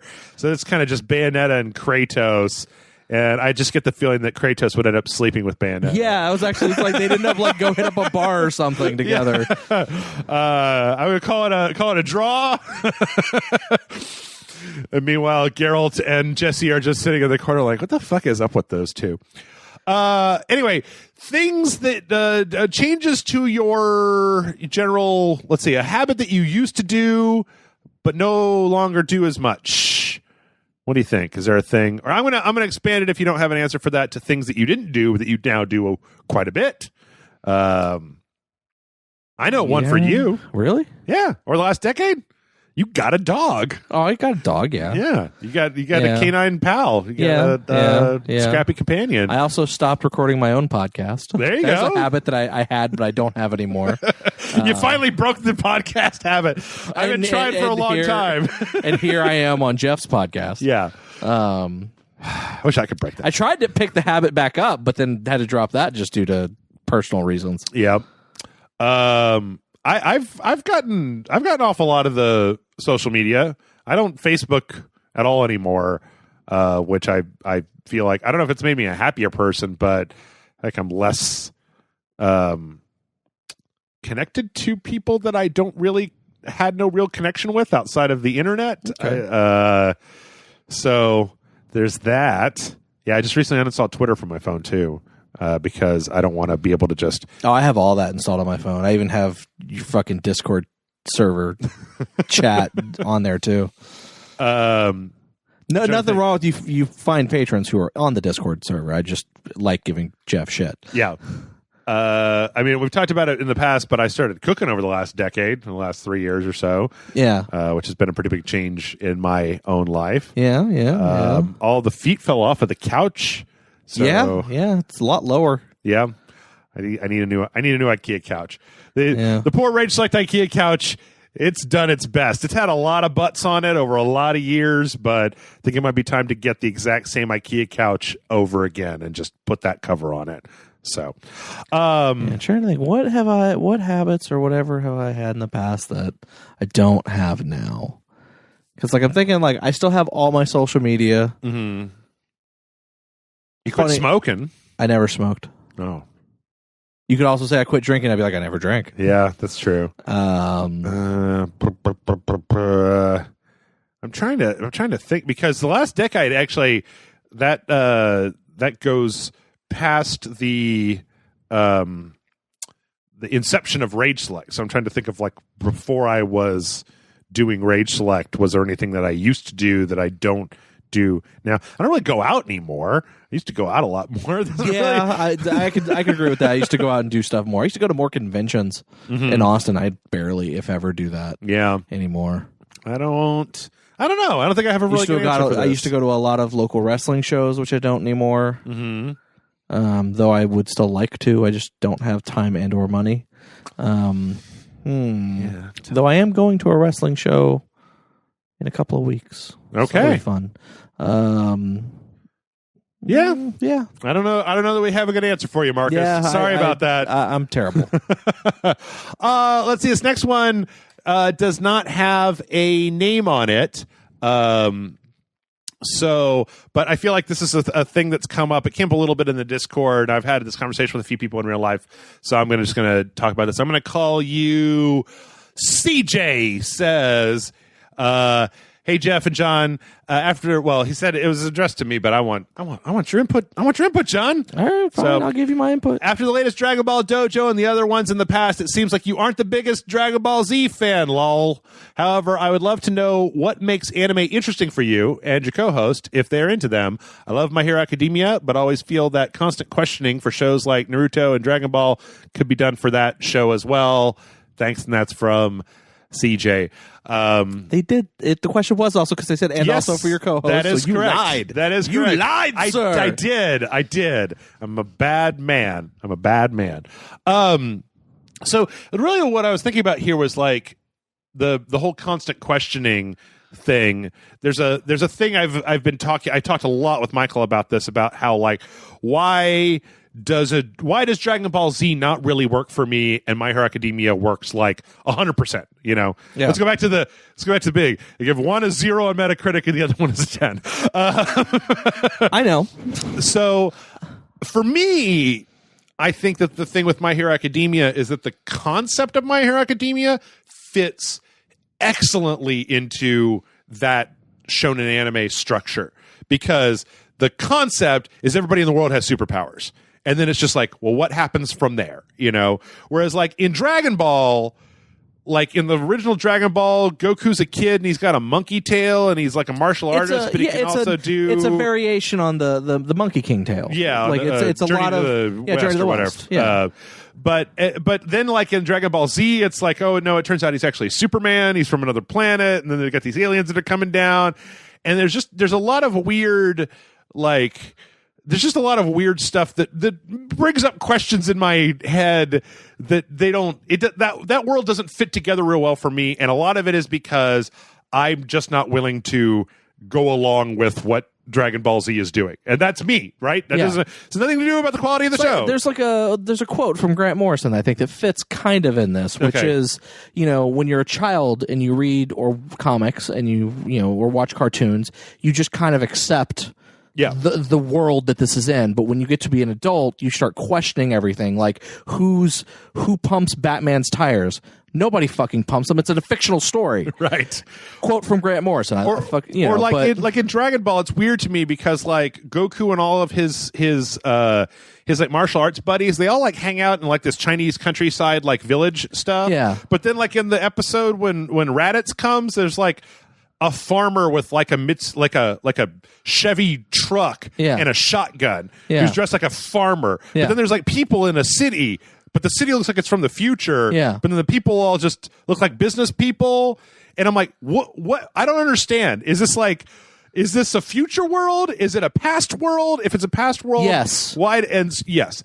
Whereas My Hero Academia, I feel like hangs together really well. It skews more to a modern aesthetic, with a idea of what would be changed if there was a world full of superheroes. Right. But like that's kind of where that is. Whereas Dragon Ball is kind of its own aesthetic. Right. Like it doesn't follow modern day times or even a specific time period. It's just, this is the world. This is how everything is. There are giant areas of non-existing, of where just no one is there. Like just rocks. Of just giant fucking areas with no one around for miles at end. All over the fucking place, and people are only in small, condensed areas. Yeah, like there's when Vegeta and Nappa come in. There's a part in that where there's like a news helicopter that is like filming them. I'm like, okay, so there's like shotguns and there's helicopters. Yeah. Where is like the army that should be like, these guys have been blowing up this empty field full of rocks. There should be like some tanks rolling up, or like, the aircraft carrier with some guys with missiles, and like the army. And so then there's a weird disconnect for me. Like, I was actually thinking about, if I was going to talk about My Hero Academia and that, it would be that because I think that if I remember correctly, there's a certain point at My Hero Academia where people got superpowers. So it isn't like a world where everybody's had superpowers forever. There was a certain point in history where like it was our history up until point X, and then everybody started getting superpowers, and then so the basics of society still match like our world. It's just that they've made changes. That's also why you like One Punch Man. Yeah. Same thing. Yes.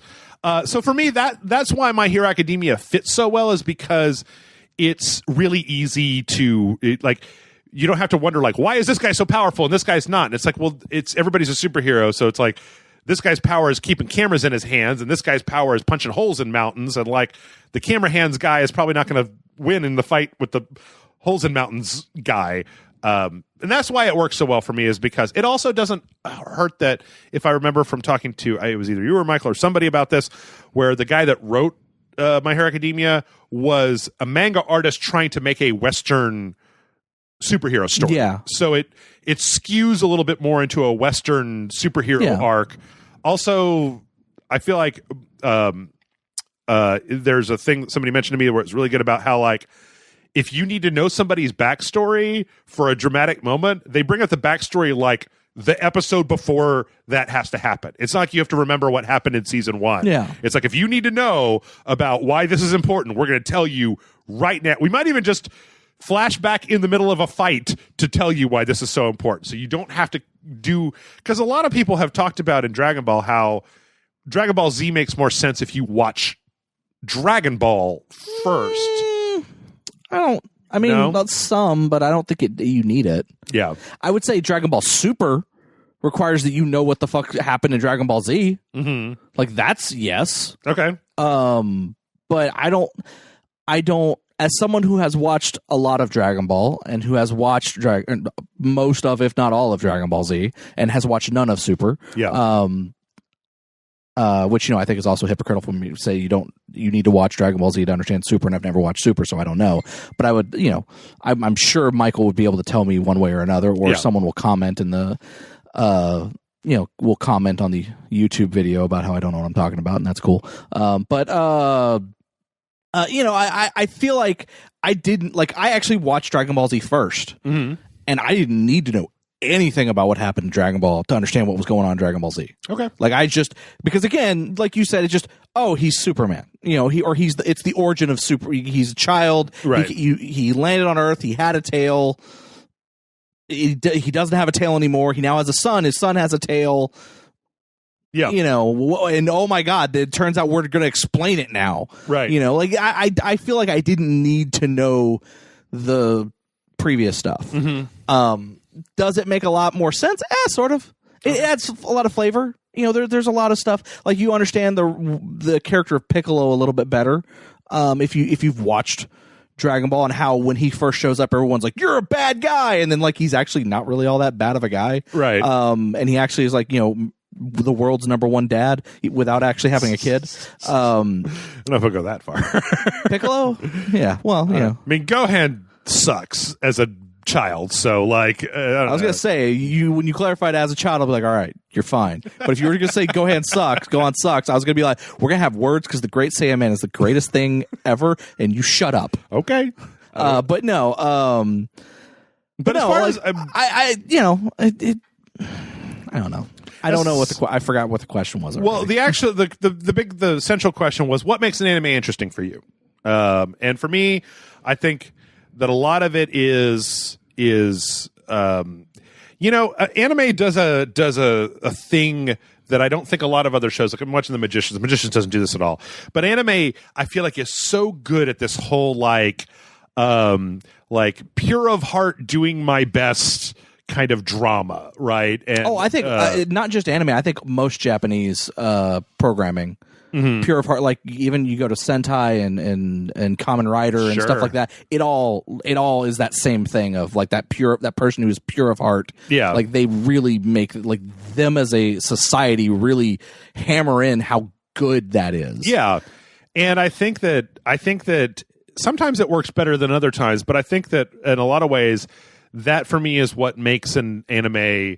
I don't know.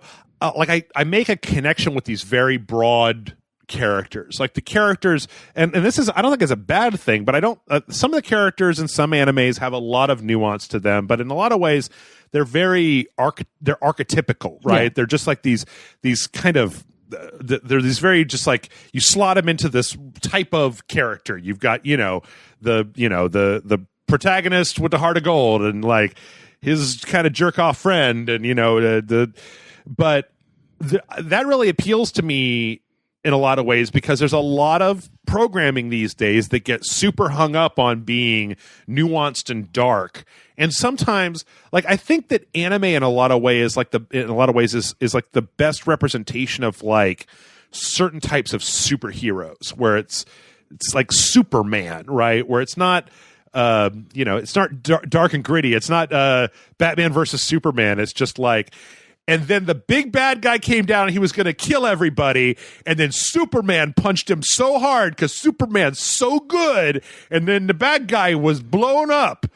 And I'm like, yay, go Superman, because that's a really basic story and I like it. And, a lot of these animes, they do that very well. And the other thing is that they tend to do these longer stories better in a lot of ways than a lot of other shows. Also, I mean, I guess the question is like, what would be the equivalent of My Hero Academia as a Western show, right? Like, things like four seasons in with like 60 some odd 20-minute episodes, and it just keeps going and going and going and going and going, and it's, I don't know, it's also an itch that's hard to scratch other places. Like the action and the fights and stuff in the best animes are very thrilling. The universes are very original and different. I feel like a lot of the other things that you get. Agreed. I think that's one of the reasons I've been drawn so much to the Magicians, is because it's such a different magic universe, right? Like I've been on the record of just being real tired of swords and sorcery. I get real tired of just straight up dramas, and there's a lot of stuff out there that's just very formulaic. And so a lot of anime to me is very, very creative, very different, and then executed in such a broad way that it's very easy to get into. Yeah. Like I went back last year and watched all of the Full Metal Alchemist Brotherhood. It's just so easy to get in there. I mean, Edward Elric and his brother, and Winry and all the guys, and like it's just real easy to get into those characters because I don't know. That's what I like. And not all, as far I think I'm kind of the same way in a lot of that stuff. I mean, it's hard to me to tell what I like because I do like, the slice of life type stuff. I do like, the more fantastical stuff. I like the pure of heart, character that then grows into, goes over his journey, like the shonen style of stuff. I like that stuff. I like it in other animes. I like it where you have, characters in really ridiculous situations, but with cool aesthetics, like, for example, Trigun, and stuff like that. I like worlds that feel that. I think that's also something else that anime does a lot better than there are. And don't get me wrong, there are other mediums, live action, American cartoons, comic books, novels, whatever, that do this, but anime has generally has a very well defined world. Most animes, I should say, or the good ones, where when you see it, even if you don't understand it, the world that it's in makes sense in that context of that world. Yeah. Like it's you, and they do a lot of really good job at making sure that there's visual cues to make you understand it, even if they're not telling you. I think My Hero Academia does a really good job at it. Same with One Punch Man. When you were saying that, I was thinking of Cowboy Bebop. Oh yeah, we never find out about like how that world came to be, but it's like we don't need to know that. We did Stargates, and there's different places where people are. Like in Trigun, eventually at the end they actually start to get into like why is this world the way that it is. But like Cowboy Bebop doesn't ever tell you about what happened. It's just the future. I guess maybe if you take all of the stories of like the three old guys that are in every episode and like lined them up, you could kind of get a little bit of a history. Yeah. Apparently, those three guys built everything in space over the course of their lives. But yeah, no, it's I don't know very many, because like even if you look at stuff like Megalobox or whatever, they don't tell you why the world is the way it is. It just is. Yeah. And it makes sense when you're looking at it. Yeah. And like I said, there are definitely other genres, other mediums that do it just as well. Mm-hmm. But I feel like anime has a better track record with it, where it hits more than it misses for that type of aesthetic. Yeah. Also, it's hard for me. I mean, I can't speak broadly for all anime because I watch a very small selection of anime. I don't watch slice of life because it's just not. It depends on the type of slice of life. Like I'm not like total slice of life kind of thing. Like like one of my favorites is Beck Mongolian Chop Squad, which is basically about music. It's about a kid discovering music, like rock and roll for the first time, and then trying to be a musician. Yeah. And while previously having like no background to it, and it's not like it's not a like fantastical like, oh, it's crazy what's going on. It's very realistic, very like he's you go through him learning how to practice and joining a band, and that band taking off, and him dealing with spotlight and record companies and in a realistic way. It's very good. Yeah. But yeah, so I mean, it's also the music was really good in it. Have you? I've been trying to get somebody else to watch. I haven't started yet. That Carolyn Tuesday. Funny story. I was gonna watch that when I decided I didn't want to read subtitles. Oh, okay. And then went and watched Into the Badlands. Okay. I was legitimately going to watch that, and then I was like, oh, it's subtitled. Yeah. I'm going to put this off till later. Let's put it on my watch list, and I'm going to come back to it later on Netflix. Yeah. Though I think it might also be dubbed. I think there is a dub for it. Yeah. I was just like, you know what? I just have to be in the right mood for that because I know that is kind of a slice of lifey type of thing. But that one also takes place in the Cowboy Bebop. I didn't even know that. Yes, apparently it takes place in the same world as Cowboy Bebop, but I don't know any more than that. But I'm going to get around to it at some point. I was like, what? Now, even watching that trailer, I'm like, what? Yeah. Why is that a fact that I needed to know? But yeah, and there's a lot of stuff. Like I watched this one YouTuber that does reviews of like the spring anime that you should be watching, and like there's some stuff on there that I've kind of got on the list. Like right now, I decided I wanted to stop reading subtitles when I watched the first episode of that Resonance in Terror, the other Shinichiro Watanabe one that came out like a few years back. And I watched the first episode and I was like, oh, this is a little slow, but I want to give it a chance, so I'm going to like stop and go watch something else, and then I'll come back to it eventually. Yeah, I've done that a few times. But yeah, for the most part, I mean, like if I had to boil it down in a lot of ways, I think it's just there ain't nothing else like anime on TV. It's not like if I didn't want to watch My Hero Academia that I could be watching that USA show about kids in superhero high school, trying to figure out their place in the world. X-Men Evolution. And the other thing is that it's so easy to just go back and watch anime over again. Like I'm really close to just after I get done with The Magicians rewatching Gurren Lagann. It's been a while since I've watched that, and also John, it's been a while since I've watched Death Note from start to finish. I go back and watch Death Note. Your favorite, John, your favorite. I never finished watching the one show. You like the most. You so love much Death Note. that I quit watching it after I thought the show got stupid. You love it. All right, this next one comes in from Robert. Robert says, super important rage select question. Oh, God. Yep. He doesn't even say hello. He just says super important rage select questions, and then is a numbered list. 1, what was the first Resident Evil game you or John played? Me, it was Resident Evil 1. Yeah, Resident Evil 1. Okay. 2, why is Resident Evil so awesome? I mean, it's spooky. I think that It can be, anyways. for me, it was the move into the 3D realm. First time I'd ever seen anything like it before. Yeah. Also, I loved the live action, the cheesy live action, the live action cheesy stuff, and the really bad dialogue of the first Resident Evil. Mm-hmm. Like I was all about that. Yeah. When it first came out, so that was part of my love for it. I mean, I'm trying to think of anything that was like, it's kind of like in some ways like an RPG where you're dealing with like scarcity, like a limited amount of thing. But then I don't know what you compare the original Resident Evil to, of being like an action game, a horror game, a puzzle game, and then like a resource management RPG kind of game.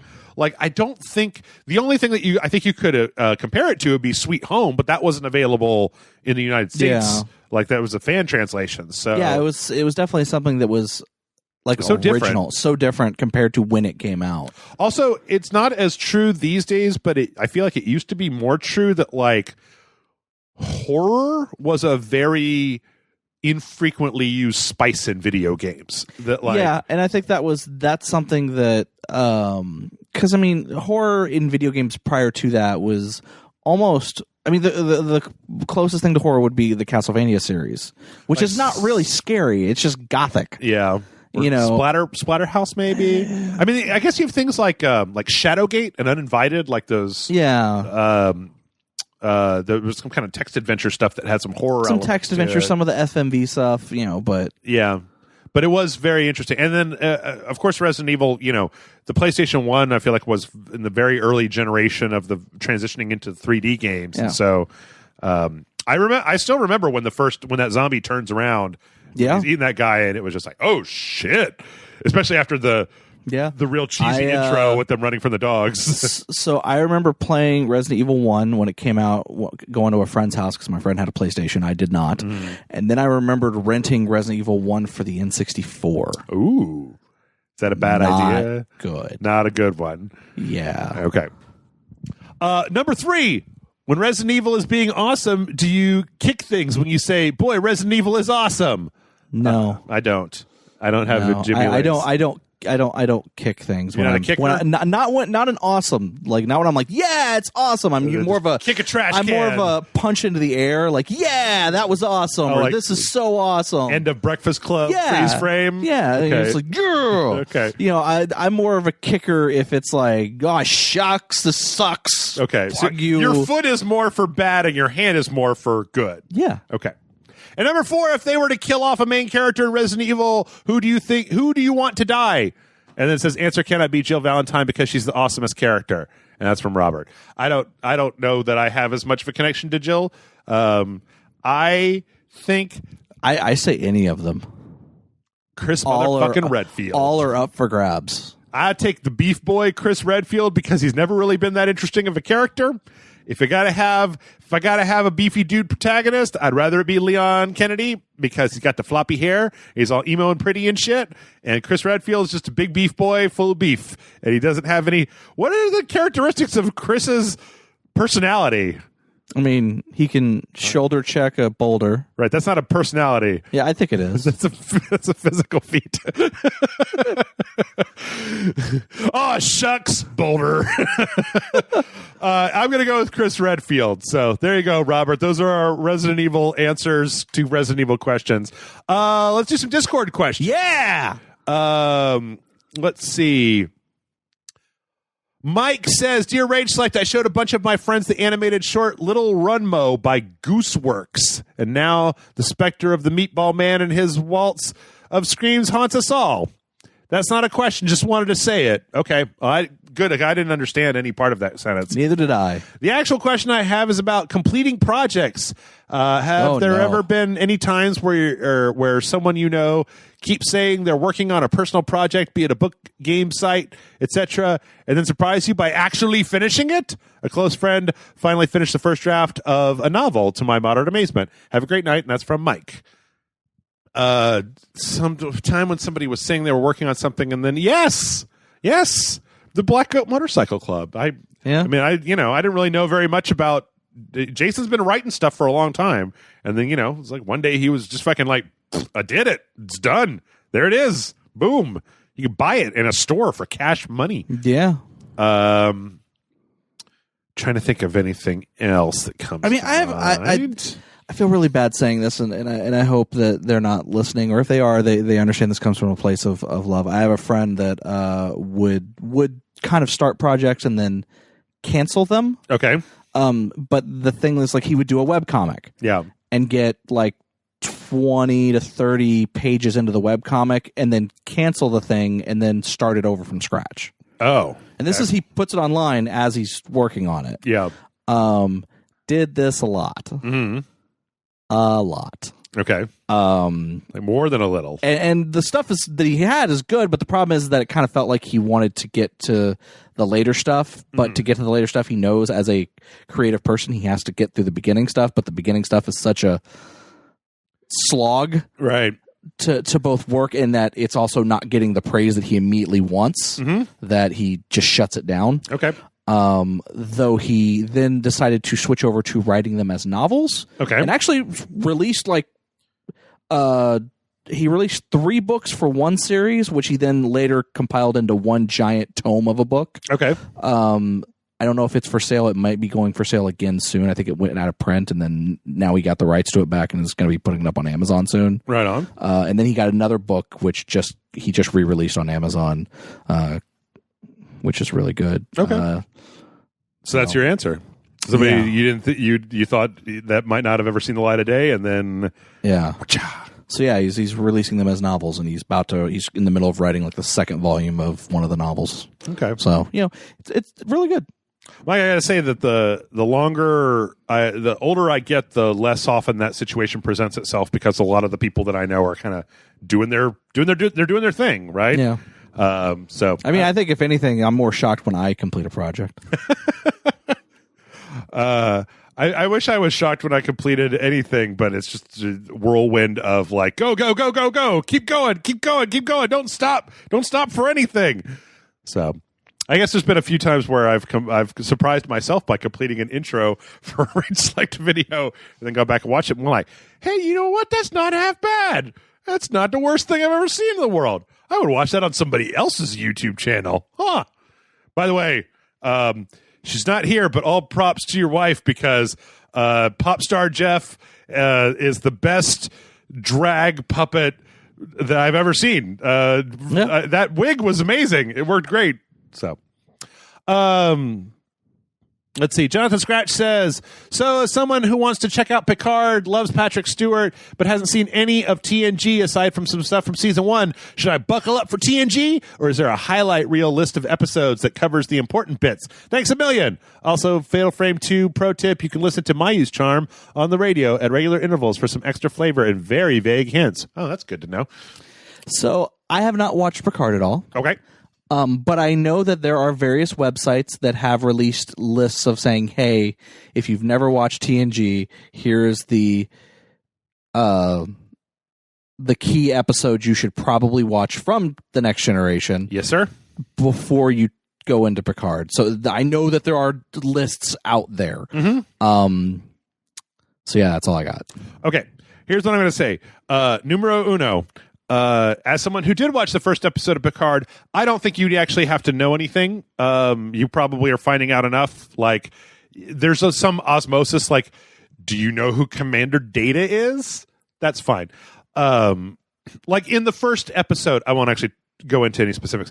In the first episode of Picard, they reference a character that if you are a fan of TNG, you'd be like, oh, yeah, that guy. That makes sense. I understand that. But it's not like you had to have watched that episode. It's kind of like Space Seed and Wrath of Khan, where, like, if you watched the original Space Seed episode and you met Khan Noonien Singh when he was there, you would have a better context for Star Trek II, The Wrath of Khan, but you do not have to watch Space Seed in order to understand what is going on in Wrath of Khan. Yeah.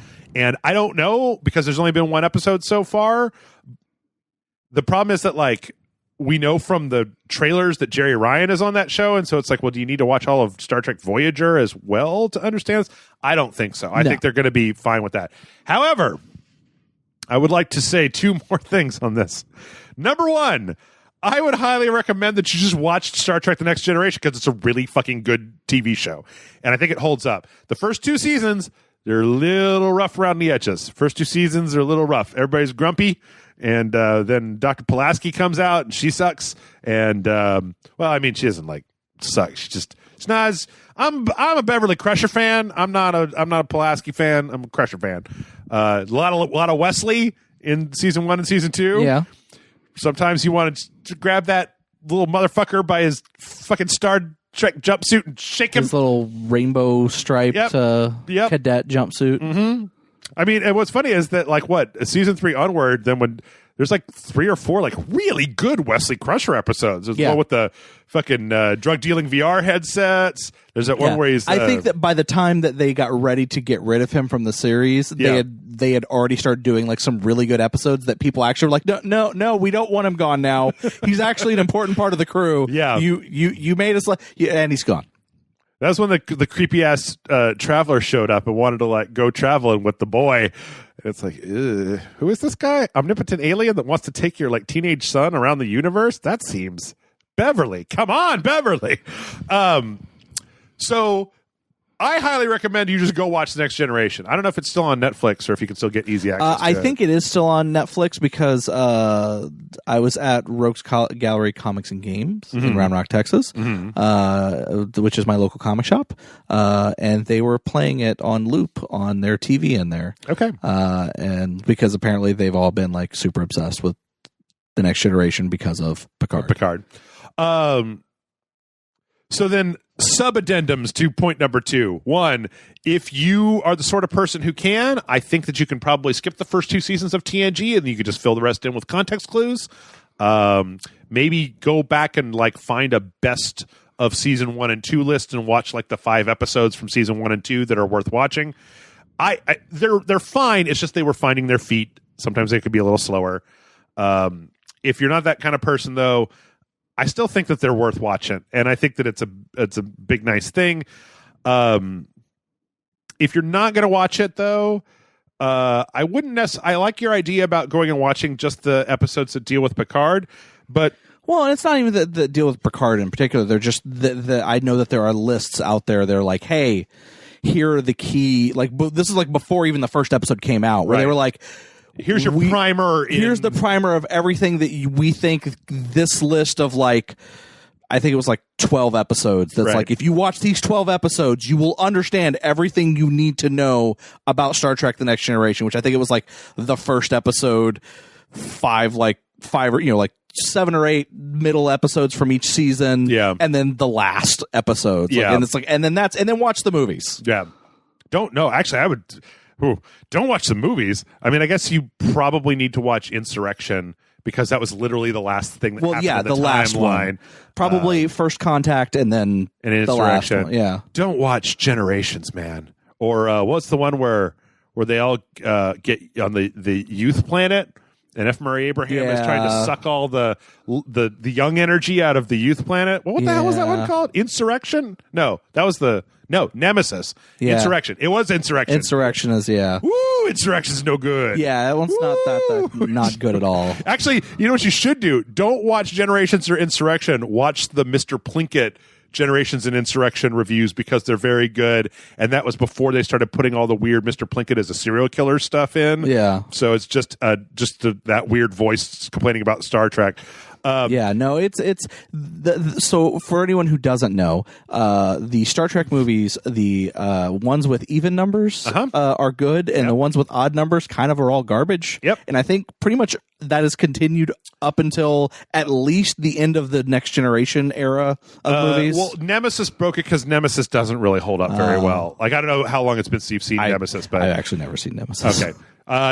Skinny Tom Hardy is a clone of Captain Picard. Sorry, I spoiled a 12-year-old or 15-year-old movie for you, but yeah, because the way that it goes is the motion picture is a drag.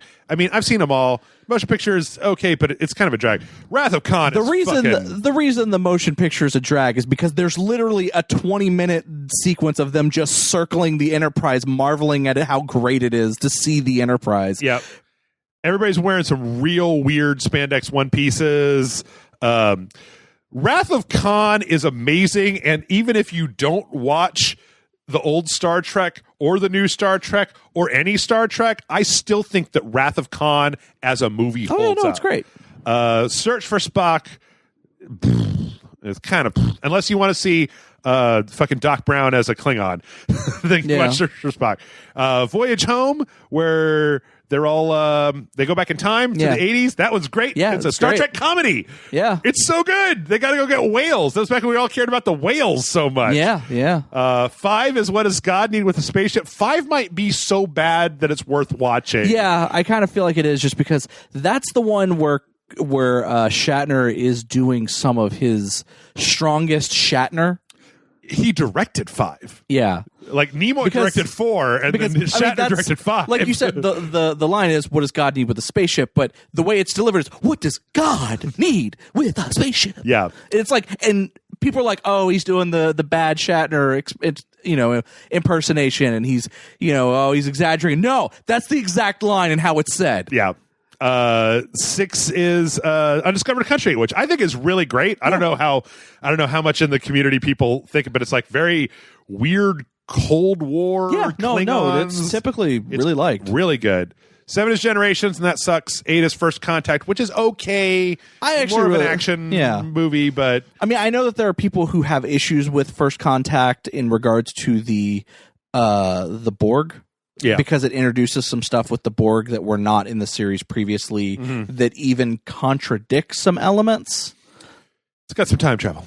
And then, Insurrection is garbage, and Nemesis is okay. I don't think it's quite as bad, but it does hew a lot more towards the super dark, super action And then stuff. they rebooted the movies. And then they rebooted. And you know what? If you continue on from there, if J.J. Abrams' Star Trek is 10, I think the first J.J. Abrams Star Trek holds up. Yeah. With fucking Eric Bana trying to blow stuff up. Also, I think that the Wrath of Khan reboot, the Into Darkness was no good. Yeah. And then you've got the other one, which was just like, okay. What was that? I never watched that one. With the black and white lady. Yeah. There's a point at the end of that movie where it's like a plot point that they have to play Sabotage by the Beastie Boys really loud into space. Yeah. And I'm like, what? Anyway, watch Star Trek. It's good. Or start watching it, and if you don't like it, skip to season 3. And if you still don't like it, then stop watching it. I'm not your parents. You do what you want to with your life. I feel like so many people I've known over the course of human history have gotten hung up on trying to watch Star Trek, and then they stall out in that first season because it's kind of boring early on, and then they never come back to it. Or they're like Amanda and go, I need to watch Star Trek. I'm going to start with OG original series Star Trek.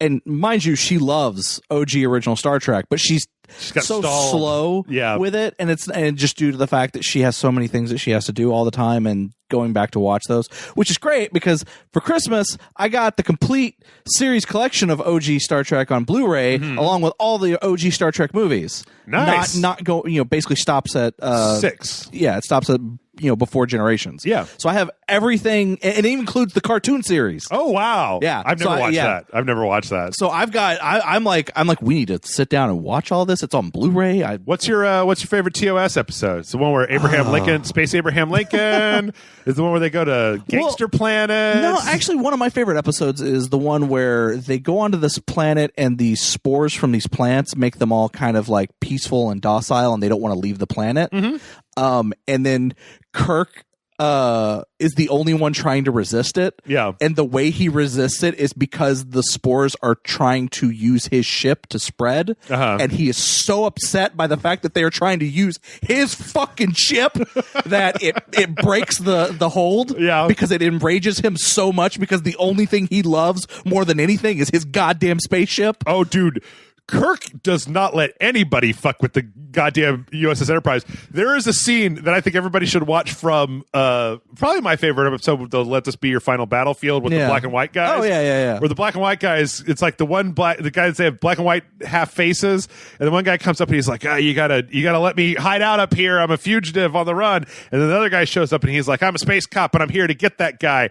And they're like, I'm taking over your ship, and we're going to fly back to my planet with this prisoner. It takes control of the ship, and Kirk's like, give me back my ship. And he's like, no. He's like, Okay. And there's like a 5-minute scene where he turns on the self-destruct and then just fucking like stands there with his dick out, just letting it count down like, bitch, you give me back my ship or we'll all die tonight. Yeah. Like, no, it's exactly. and the omnipotent alien blinks in Chicken with James T. Kirk because of his dick. I don't know. That's great. The one where they all get drunk is great. With the drunk virus.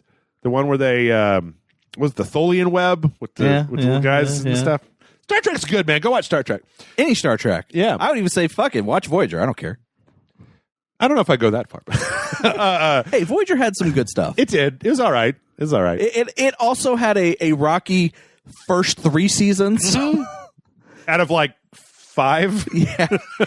But then it got really good. Yeah. Just skip to Scorpion. Get 7 and 9 in the mix. You don't need to fucking hear about Chakotay and the fucking what was the terrorist group? The Maquis? The Maquis. If you want to know about the Maquis, you go watch some Deep Space Nine and watch fucking the best starship captain, best space station captain in the world, Benjamin Sisko, deal with the Maquis, because I feel like Voyager was like, ooh, the Maquis, that's a thing, and the Deep Space Nine guys were like, oh, is that a thing? All right, let's just write the best episodes of that. Meanwhile, you can just be like, I don't know if we all trust each other. We do. The end. Yeah. And then there was that weird episode where they go faster than light travel or whatever, and one of the characters turns into like an amphibian person. Yeah, Tom Paris and Janeway turn into salamanders. And then he kidnaps Janeway and turns her into a salamander. Yep. And then they end up on some planet and have babies. They bone down. And then the crew picks them up and turns them back into humans, but lets the babies. Yep. They just somewhere there's a bunch of salamander babies. Yeah, it's fucking weird. There's a guy that I used to watch the reviews for, and he would do Voyager reviews, and he pointed out that Harry Kim is like he gets fucked so much in that show that like whenever he does anything wrong, Janeway comes down on him like the wrath of God, and whenever anybody else does anything wrong, she's just like, "C'est la vie, space, you know how it is." She's like, "Harry, I'm busting your rank. I'm putting a thing in your file that you fucked an alien, and I'm putting you on report, and you have to clean my shoes for a month." And it's like, oh, Tom Paris, you turned me into a salamander and had sex with me. And we had children. Well. Yeah, oh well. Like, at least we're back to human now. We don't have to look at all those kids. Yeah. Anyway, let's see. This is such a big Star Trek tangent. Got a little time here. Septum Sin says, Dear Rage Lords, there are a lot of people saying the Warcraft 3 remaster was lazy and worthless. In this time of remakes and remasters, which ones do you feel were the worst of the bunch? Your patron, Septum Sin. Worst remasters ever. I feel like in the beginning of this particular console generation, we just had a lot of just like straight ports with no work. Yeah. And they would be called remastered, even though they had no work done to them. Yeah. Now, sometimes they didn't do that, and they just called it like Definitive Edition. Yeah. But yeah, I'm trying to think off the top of my head if I can think of one that was really bad. I feel like there is. I feel like we played something. Yeah. That was just like, it was like when we played it, we were just like, oh shit, this is. Let's see what we got this here. Is bad. Final Fantasy Type 0. Deadpool. No, it wasn't a bad one. Legend of K. Tales of Symphonia. I don't think any of this really is a thing. This is just kind of like obscure games that got a remaster. This fucking Screen Rant article put the Night Trap HD re-release at the top of that. That is some bullshit right there. Night Trap re-release was great. Yeah, it was exactly what the original game was. Yeah. Let's see. I feel like that list was worst games that got a remake. Let's see. What does this one say? Dr. Mario Combat Evolved Anniversary. Blaster Master Zero. What? Twin Snakes? No. Earthworm? No. Ratchet and Clank. Okay, I don't know. This is like it's alternating between like best and worst. Okay, that's a best. Castle of Illusion. Okay. Dead Rising 2. I don't remember, John. I'll be honest with you. Like, I don't remember any of these that were. I mean, it'd probably be like the worst thing that comes to my head is that Crash Team Racing they put out last year, and then they shoved all the microtransactions in it. But that's mostly because of the microtransactions. Yeah. Or like I know that Jim Sterling has a mat-on for the Call of Duty Modern Warfare HD that they did, that then they sectioned off parts of the multiplayer and then sold it back as DLC to that release. And I'm like, that kind of sucks. I'm just trying to think of one where it was like, I mean, most of the games that they ported were just the PC versions of that game. Yeah. And they worked relatively better than they did on the original platforms. So I don't really know that I have an answer to that. I mean, it'd probably be something like the Warcraft. The Warcraft 3 one, actually, now that I think about it, is probably one of the worst ones we've seen because it was ambitious, but then... Yeah. Because most of the remasters are just like, here it is. Here it is. You can I feel play like it. the worst ones are typically ones that were ported to mobile and then got ported to... That fucking GTA San Andreas was pretty bad, I thought. Because that was the mobile version, then ported to the... back to the PC released. Yeah. I could see that. I don't know. Again, a lot of this comes up with the problem I think we were talking about last week, where it's like I don't really lodge. I try not to hold on to like the worst things in my mind. Yeah, like, I tend to kind of just let it go and move on. Yeah.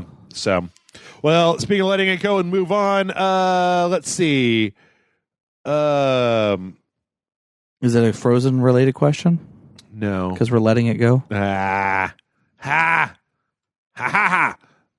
Here's one from somebody who doesn't ask that many questions. Draken writes in and says, "Dear Rage Misters, I'm currently taking care of 2 sick babies. One just happens to be my wife. What do you do when you're under the weather to get back into functional order? I just find myself too busy to take a sick day, and my advice of just suck it up will cause my wife to stab me." Your little patron, a long-time listener, Draken. If it's a day where I don't have to work, I just heavily medicate myself and sleep. Yep. And then wake up after the whatever has gone away. Okay. If it's a day where I actually have to do something, like go to work or whatever, it depends. Like if it's something where I physically can't function, then call in sick, medicate myself, sleep. Yeah. If it's something where I can work, it just be a little uncomfortable, the sniffles or something. Yeah. I'll just work and take some Dayquil and work, and then pass out after work and go back to sleep. It's actually really funny, Draken. I don't mean to I'm not trying to shove this in anybody's face or anything, but I don't really get sick that much because you anymore. don't go out. Because I don't go out, and the people that I see, like you and the other folks that come over to record, when y'all are sick, you say, "I'm sick. I can't record." You don't do that thing. We don't want to pass it on to you. Right. You don't do that thing in an office where you're just like, gotta fucking man up and take 4 times a day Quill and drink a lot of Nespresso and then just like, yeah, I'm doing it. I'm working. And meanwhile, you're just getting everybody that we work with sick. Yeah. So that never happens to me. So I haven't had a cold or the flu or anything. Yeah. I mean, there's stuff that I have that's I don't sleep enough, so I'm sleepy all the time. But I don't get the flu. Back when I used to get the flu, I think that it was relatively similar. Yeah, I know there was a brief period of time a few weeks back or a few months back where Amanda and I just traded off sickness. Oh yeah, I think there was one time.